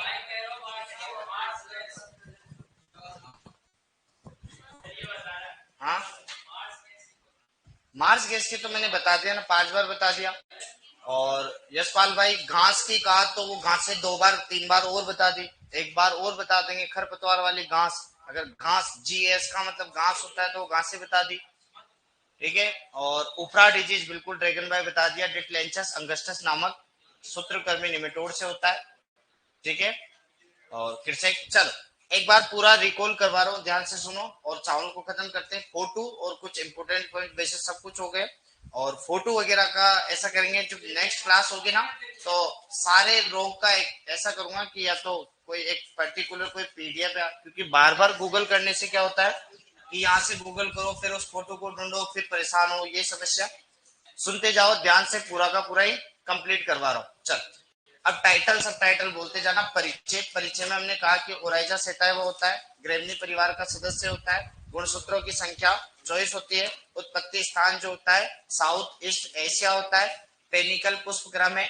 हमें पता है कि बासमती चावल का टेस्ट वेट बताओ कितना होता है, 21 ग्राम, जबकि सामान्य चावल का कितना होता है, 25 ग्राम होता है। ये कुछ कॉमन चीजें देखी। फिर हमने कहा कि चावल हमारी प्रमुख खाद्यान्न फसलों में आती है, स्टेबल फूड भी में भी काउंट होती है, क्योंकि चावल को हम खाते हैं, भारत में खूब सारे चावल को खाते हैं। और चावल में जो खुशबू होती है वन पायरोलिन, जो कि एक कार्बोरिल है, जिसका नाम बताओ क्या है, क्या होता है बोलो? टू एसिटाइल वन पायरोलिन नामक क्या होती है? हाँ, डाई। मतलब डाई का मतलब टू ही होता है, डाई मतलब दो ही होता है। ठीक है। तो पायरोलिन वन एसिटाइल ये होती है। इसके कारण क्या होता है, तो धान के अंदर अपन कह सकते हैं सुगंध या फिर स्वाद का कारण होता है। फिर उसके बाद अगला चलते हैं, अगला पॉइंट क्या आता है, टाइटल सब टाइटल निकालो। वर्गीकरण। वर्गीकरण में हमने कहा कि 24 प्रजातियां होती है। 24 प्रजातियों में केवल और केवल कितनी प्रजातियां खेती लायक है? दो। पहली है ओराइजा सेटाइवा, दूसरी है ओराइजा ग्लेबेरिमा। ग्लेबेरिमा में याद रखना अपने को AG एग्रीकल्चर, जी मतलब ग्लेबेरिमा अफ्रीका में, और विटामिन A की क्या होती है, कमी। एक इंडिका होती है, जावानिका और जेपोनिका। जावानिका और जेपोनिका, जेपोनिका जापान में है और जावानिका इंडो बर्मा में। इंडिका से याद हो जाएगा इंडिया। ग्लोबेरिमा का बता ही दिया अफ्रीका में, परंतु विटामिन की किसकी, A की कमी होता है। फिर अगला क्या आता है बोलो? जीवनी। जीवनी में हमने कहा था कि चावल जो होते हैं, चावल में एक सिलिकॉन पोषक तत्व को अवशोषित करेगा और उससे एरेनकाइमा नामक उत्तक बनेंगे, जो वायु मतलब जल में घुली हुई क्या, ऑक्सीजन को अवशोषित करेंगे, ताकि उसको ऑक्सीजन की क्या हो जाए, सप्लाई हो जाए। तो मुख्यतः जीवनी में अपन ने ये पढ़ा था। फिर अगले पॉइंट क्या हो बड़े बताओ? क्या? बुआई। बुआई के आधार पर हमने कहा था अस अमन बोरो। अस अमन बोरो मोटे मोटे याद रखना, अस से असम याद हो जाएगा। दूसरे नंबर पे जो होता है वो लगभग संपूर्ण भारत में है। और बोरो जो है, बोरो से याद रखना भारत मतलब अपन कह सकते हैं दक्षिणी भारत में। हालांकि ये वेस्ट बंगाल वगैरह, क्योंकि साउथ इंडिया में यही आते हैं, वेस्ट बंगाल तमिलनाडु जो है ना, वहां पे ज्यादातर बोते हैं। पर यूं मोस्ट ऑफ तो पूछते हैं कि साउथ इंडिया में कौन सा बोते हैं। अस विधि, अस जो मेथड है वह कहा, तो मजनू से याद हो जाएगा मई जून पहला। फिर जैसे जून जुलाई, फिर न से अक्टूबर नवंबर याद हो जाएगा। और आपको क्या कर देना है, लगभग 4 महीने की फसल होती है, अपने को पता है चावल कितने महीने की है, 4 महीने। 4 महीने जोड़ोगे तो आपको कटाई का समय आ जाता है। तो ये बुआई के आधार पर क्या हो जाता है, वर्गीकरण। फिर अगला अगला क्या है बोलो? है विशेष वर्गीकरण में हमने कहा था कि सुनहरा चावल, सुनहरे को कहते हैं क्या, गोल्डन, गोल्डन राइस। हमने क्या किया, तो जैव अभियांत्रिकी मतलब बायो टेक्नोलॉजी का प्रयोग किया। बायोटेक्नोलॉजी से हमने क्या किया था कि नॉर्मली चावल था तो हमने 2 वाहक लिए, एक तो बीटी और एक लिया ई कोलाई। उससे क्या है केरोटीन नामक डाला उसके अंदर ताकि विटामिन ए से भरपूर हो जाए, ताकि विटामिन ए की कमी से होने वाला रोग जीरोप्थेलेमिया। देखो कुछ रोग होते हैं वो मैं बताता हूँ, नाइट ब्लाइंडनेस जिससे कहते हैं रतौंधी, जीरोप्थेलेमिया, केरेटोमिलेशिया, बिलोर्स स्पोर्ट्स और मोतिया बिंद, ये विटामिन ए की कमी से होने वाले रोग है, क्योंकि विटामिन ए का रासायनिक नाम या फिर क्या कहते हैं रेटिनो। तो इसकी मतलब कमी को दूर करने के लिए विटामिन ए डालने वाला राइस क्या कहलाएगा, तो वह कहलाता है अपना गोल्डन राइस या फिर सुनहरा चावल। खोज जो करी थी वह इंगो पोट्रिकस और बियर नाम के जर्मनी जापान के थे, उन्होंने क्या कर दी थी इसकी खोज। फिर हमने कहा था कि दूसरे नंबर पे शंकर चावल आता है। शंकर चावल जो बनाया गया था वह बनाया गया था ई एस सिद्दीकी, हमारे भारत के, और युवान लॉन्गपिन, ये बाहर के थे, जापान के बताते। तो इन्होंने क्या है शंकर चावल बताया था, इसकी बीज दर अक्सर पूछे तो कितनी आएगी, 15 से 20 किलोग्राम। फिर सुपर चावल, सुपर चावल में हालांकि कई किताब ऐसे कहती है कि 20 से 25% तक उपज बढ़ती है, सही बात तो यही है हालांकि, पर कुछ किताबों में 10 से 15% या 15 से 20%, पर ऑन एवरेज तो मोस्ट ऑफ तो ज्यादातर तो 20 से 25 मानते हैं, क्योंकि डॉक्टर जीएस खुश द्वारा विकसित किया गया था सुपर चावल। सुपर इसलिए कहा गया ना क्योंकि उत्पादन अधिक देगा तभी तो सुपर होगा, बाकी तो माना कि 100 किलोग्राम सभी दे रहे हैं तो फिर 100 किलोग्राम से फिर अच्छा क्या होगा, 20 से 120 125 देगा तो ओवरऑल क्विंटलों में उपज बढ़ेगी, तभी सुपर हुआ सुपर। तो डॉक्टर जीएस खुश हो गए तभी तो उन्होंने वो सुपर चावल की क्या की खोज। विशेष वर्गीकरण और क्या है बोलो। जलवायु आप जानते हैं, खरीफ में खरीफ की जलवायु जो होती है ना वह होती है हल्की सी उष्ण और नम टाइप, क्योंकि नमी होनी चाहिए।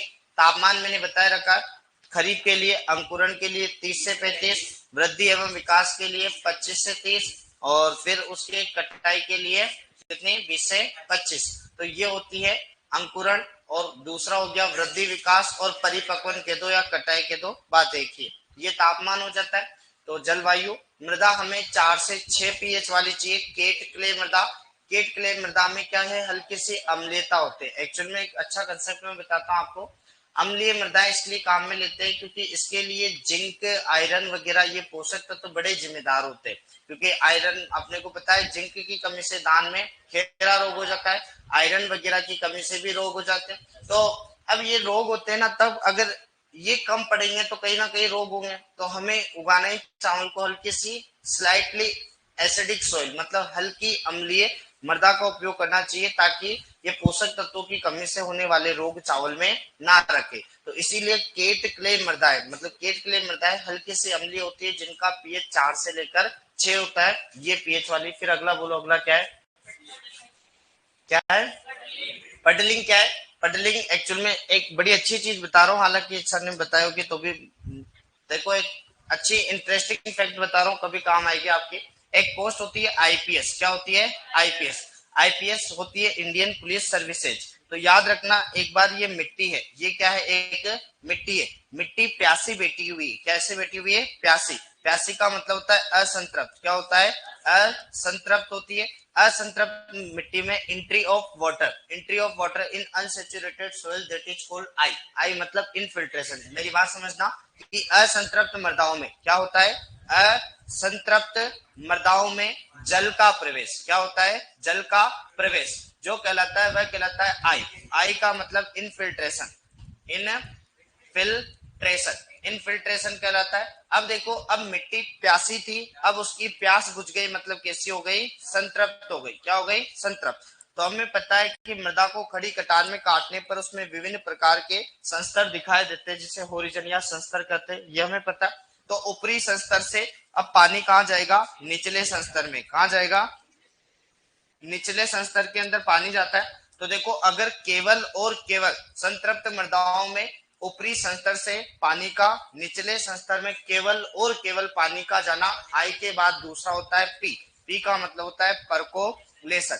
हम पडलिंग जो करते हैं ना, वह परकोलेशन को कम करने के लिए ही करते हैं, कृषि यंत्रों को चलाते हैं ताकि मिट्टी के अंदर रंध्रावकाश नहीं बचे। रंध्रावकाश नहीं बचेगा तो क्या है, पानी नीचे रिस के नीचे नहीं जाएगा, क्योंकि हमें तो पानी रखना है। मेन बात तो चावल की खेत के उद्देश्य क्या है, एक तो खरपतवार नहीं होना चाहिए, कि पानी जमीन में नहीं जाना चाहिए, तो परकोलेशन। परंतु देखो, ये हो गया परकोलेशन। तो हम कह सकते हैं कि अपर अपर होरिजन से डाउन होरिजन में जो पानी जाता है ना वो कहलाता है। फिर कहलाता है आईपीएस। एस का मतलब पानी जब इधर नीचे नीचे जाएगा तो पानी आइडो साइडो में भी तो जाएगा, तो ये तो हो जाती है ऊर्ध्वाधर गति, जबकि ये हो जाती है क्षैतिज गति। तो जल की संतृप्त मृदाओं में जल की कौन सी क्षैतिज गति को क्या कहते हैं, सीपेज। एक बार आरएएस 2018 के मेंस के पेपर में लिखाया गया कि श्री गंगानगर व हनुमानगढ़, श्री गंगानगर और हनुमानगढ़ में क्या होता है, सीपेज की समस्या है, सीपेज। और ये सीपेज की समस्या मतलब श्री गंगानगर हनुमानगढ़ के कोई है ना तो वहां पे मिट्टी नहर के आसपास खार जमा रहती है, खार सफेद पपड़ी, उसी का कारण है सीपेज। सीपेज मतलब सेम की समस्या, क्या होती है, सेम की। अगर सिर्फ पानी जा रहा है तो परकोलेशन कहेंगे, पर याद रखना जल के साथ यदि अगर कोई लवण घुल गया या फिर घुल गया कोई पोषक तत्व, अगर वो नीचे जा रहा है तो इसे कहोगे निक्सालन, और निक्सालन को कहोगे क्या, लीचिंग। क्या कहोगे, लीचिंग कहोगे। ये कुछ टर्मिनोलॉजी परकोलेशन का अपने को काम का था कि जल को नीचे जाने से जो होता है वो परकोलेशन। तो पडलिंग इसीलिए करते, पडलर यंत्र के द्वारा मिट्टी को दबा देते हैं ताकि अवांछित जल की हानि नहीं हो, खरपतवार का नियंत्रण हो, मृदा की रंध्रावकाश जो होता है वो कम हो जाता है, बीडी बढ़ती है, याद रखना स्थूल घनत्व बढ़ता है। क्योंकि एक तो बीडी होती है, एक पीडी होती है ना, एक तो बीडी होती है, एक पीडी होती है। तो स्थूल घनत्व और एक तो सत्य घनत्व होता है, एक असत्य आभासी घनत्व, तो ये याद रखना। और फिर नेक्स्ट क्या है, पावर टिलर, मानव के द्वारा चलाया जाने वाला कृषि यंत्र क्या कहलाता है, पावर टिलर। फिर अगला पौध, पौधरोपण क्या करते हैं अपन, नर्सरी तैयार करते, नर्सरी तैयार करते हैं तो 4 से 5 पत्ती अवस्था जो रहती है उसकी क्या कर देते हैं, पौधरोपण। और बताओ उर्वरक प्रबंधन 4-2-1 है, आपको पता ही है। 4 का मतलब क्या, 100 से 120 किलोग्राम नाइट्रोजन, और 60 से 70 क्या है फास्फोरस, 30 से 40 क्या है पोटेशियम। 4-2-1। और अगर डालोगे तो एक बड़ा इंपोर्टेंट पॉइंट मैंने यहाँ लिखाया था रावण, क्या लिखाया था, रावण। रिडक्शन जोन में अमोनिकल उर्वरक को डालते रावण, और मतलब ऑक्सीडेशन में क्या डालोगे, नाइट्रेट। ये बड़ा इंपॉर्टेंट है, जहां जहां पे कंफ्यूज हो गए ना वहां वहां मैंने बहुत अच्छे टोटके लिखा रखे, वो काम आएंगे आपके। और बताओ, और बताओ क्या है, सिंचाई। सिंचाई आपको पता है बूटिंग अवस्था जो इम्पोर्टेंट है सबसे ज्यादा वही अवस्था है। और कौन सी है, बस ये। और ये नर्सरी वर्सरी याद कर लेना, ये आज का तो हो ही गया। चलो अब देखो आज जो कराया जो मैं बता देता हूँ, एक तो नर्सरी वगैरह कराया, इधर देखो ये खरपतवार के बारे में बता दिया, B.P है ना, इससे याद रखोगे तो एक तो हो जाएगा क्या, बिस पायरी पोस ब्यूटाक्लोर और प्रोपेनिल। प्रोपेनिल तने से अवशोषित होती है। तुड़ाई आपको बताई दी 20-25। चावल में बुरी खाद डेसा है ना, सेजवेनिया रोस्टाटा, मृदा के अंदर नाइट्रोजन स्थिरीकरण करता है, मृदा की उर्वरता बढ़ाता है। बुशनिंग खरपतवार नियंत्रण के लिए अपनाई जाने वाली क्रिया होता है। C4 मार्स गैस निकलती है। हलिंग और वेलिंग, हलिंग क्या होता है, चावल में लेमा और पेलिया को हटाना, हल को हटाना। 60 से 65 तापीय उपचार, पैरा बॉइलिंग। फिर क्या करोगे, सफेद चावल के लिए एल्यूरोन परत को हटाओगे, सल्फर उससे 50 से 55% सफेद चावल आपको मिल जाएगा। 60 से 65, 50 से 55 HM, HM ऐसे याद रख लेना। फिर देखो नेक्स्ट हमने कहा था थाइचुंग नेटिव, पहली किस्म होती है ये लगभग 1961। फिर IR8 जो कि international rice research institute Manila Philippines से निकाली गई है ना। फिर जया होती है भारत की चमत्कारी किस्म, डॉक्टर शास्त्री द्वारा विकसित की गई थी। वैसे पूसा बासमती 1, पूसा बासमती 2 IARI नई दिल्ली। जगन्नाथ धान की प्रथम उत्परिवर्तित किस्म, अनुमान वो अचानक होने वाला अनुवांशिक परिवर्तन क्या कहलाता है, उत्परिवर्तन कहलाता है। हुगो डी व्रिज ने पहली बार खोज करी थी। माही सुगंधा हमने पढ़ा था मक्का में, बताओ कौन सी, माही, माही धवल, जबकि माही सुगंधा। याद रखना बासमती चावल में सुगंध आती है, सुगंध से याद हो जाएगा कि चावल में क्या आती है, खुशबू आती है। तो माही सुगंधा क्या है इसकी। फिर देखो पुसा 2-21 बाला मल्लिका। मल्लिका हालांकि मूंगफली की जो किस्म है उसके अंदर कैल्शियम, कैल्शियम पाउडर बनाने के लिए सबसे ज्यादा काम में लेते हैं मल्लिका। किस मल्लिका, आम का भी संकरण होता है क्योंकि आम की आपने पढ़ी होगी RSAM है ना। फिर इसके संकरण पड़े होंगे ना, रा, देना है या नहीं देना। रत्ना होती है नीलम और अपनी अल्फांसो। सिंधु जो होती है रत्ना और अल्फांसो। आम्रपाली दशहरी नीलम और मल्लिका नीलम दशहरी। तो ऐसे पढ़ पढ़ा के तो वो मल्लिका कहीं ना कहीं अपने आम की भी होती है, इसकी भी होती है। मूंगफली की होती है, उससे कैल्शियम पाउडर निकालने के काम में आता है। रत्ना आम व चावल की है। फाल्गुनी, फाल्गुनी कहते हैं कि आयरन के प्रति प्रतिरोधी है। किसके प्रति? आयरन के प्रति प्रतिरोधी होती है, याद रखना। लूणी श्री, लूणी, लूण मतलब नमक, लवण के प्रति या फिर। और खारचिया 65 किसकी है बता सकते हो आप मुझे? चल, सामान्यतः 100 किलोग्राम प्रति हेक्टेयर, और डिबलिंग के लिए 40 से 50, 60 बीज। संकर और डेपोंग विधि में ये कितने बीज काम में लेते हैं? कितने काम में लेते हैं? तो 3 किलोग्राम अपन नर्सरी में काम में लेते हैं। किसमें काम में लेते हैं? नर्सरी में। किसमें काम में लेते हैं? नर्सरी के अंदर 3 किलोग्राम काम में लेते हैं। इंटरनेशनल राइस रिसर्च इंस्टीट्यूट जो है मनीला फिलीपींस में है। सेंट्रल राइस रिसर्च इंस्टीट्यूट कहां पर है? कटक उड़ीसा में है। ओसो टेस्ट या ओजो टेस्ट है जीवाणु की कॉलोनी पता करने के लिए। एलिजा टेस्ट है विषाणुओं का पता करने के लिए। Enzyme ligand immunosorbent assay, enzyme ligand immunosorbent ऐसे इसका फुल फॉर्म है। और तना छेदक बत्ता का डेडट करता है। C4 पादपों में नुकसान, लार्वा क्लिपिंग शीर्ष भाग को तोड़ना। फिर देखो गंदी बग, गंदी बग मतलब चावल का बदबूदार कीट है।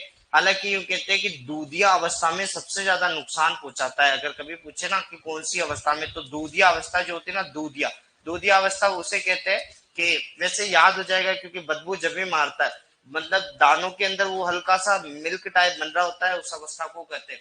गाल बीज पत्तियों को प्याज नुमा कर देता है, बिल्कुल खत्म, एकदम गोल गोल कर देता है पत्तियों को, किसी काम की नहीं रहती। बुरा पिक्का बीजी, बी से याद रखना, बुरा मतलब ब्राउन, ब्राउन मतलब बुरा। पी का मतलब होता है पी जी, जी का मतलब होता है ग्रासी स्टंट नामक वायरस बीमारी को फैलाता है। हरा फुटका ग्रीन प्लांट होपर टुंगरो वायरस नामक बीमारी को फैलाता है। फिर बात करूं मैं ब्लास्ट, ब्लास्ट अमीर आदमी का नेक वेंट होता है। पायरिकुलेरिया ओराइजी होता है। बैक्टीरियल ब्लाइट जीवाणु अंगमारी, जेंटोमोनास ओराइजी कृषक अवस्था।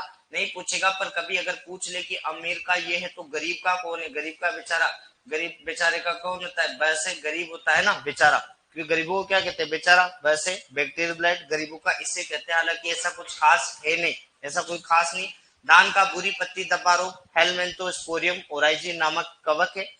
याद रखना 1943 में बंगाल में पहली बार अकाल इसलिए आया था। और 1845 आयरलैंड का अकाल आलू के अंदर फाइटोक्टोरा इन्फेंटस नामक कवक से आया था। जबकि अगेती अंगमारी जो होता है वो अल्टरनेरिया सोलेनाई नामक कवक से होती है, जबकि पछेती जो होती है फाइटोक्टोरा इन्फेंटस से होती है। याद रखना 1943 में तो यह था, और 1845 के अंदर था। और बकेन मूर्ख नवोद्भिद जो युबाटा और सुमिकी नामक जापान के व्यक्ति थे, तो वहां पर क्या है GA3 जिब्रेलिक एसिड की खोज हुई थी। इसके अंदर मूर्ख नवोद्भिद, चावल का मूर्ख नवोद्भिद बकेन हो गया, जिसे कहा जाता है क्या? जिबेला फ्यूजेपोराई नामक कवक से निकाला जाता है। ग्रासी स्टंट और वो बताई दिया था अपन ने, क्या नाम है? टुंगरो वायरस। धान का खेरा रोग डॉक्टर वाईएल नेले पंतनगर है ना, वहां पर खोजा गया था जिंक की कमी से। अकोची होता है H2S की अधिकता से। और एक क्या हो गया? तो वह हो जाता है अपना लास्ट श्वेत अंडा से आयरन की कमी से। और ये उफ्रा डिटलेंचस अंगस्टस नामक कवक से। चलो,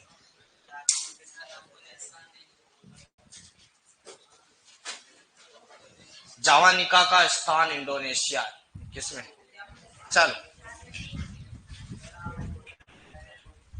ठीक है दोस्त।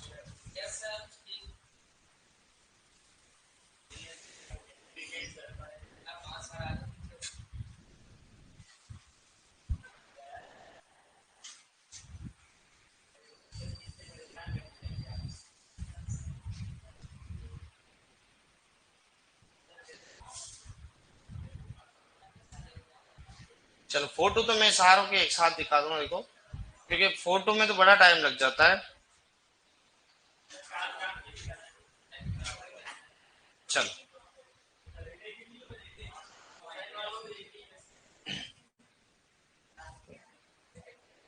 ऐसा था कि आज गेहूं पर बड़े बड़े हैं, ये भी क्या है?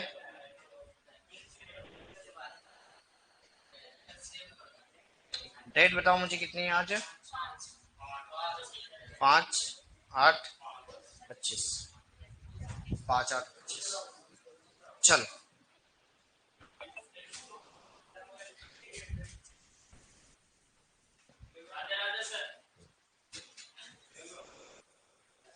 चलो चालू करें। बस ये क्लास है और थोड़ी है आपके। चलो, अब छुट्टियों के बाद ही मिलेंगे।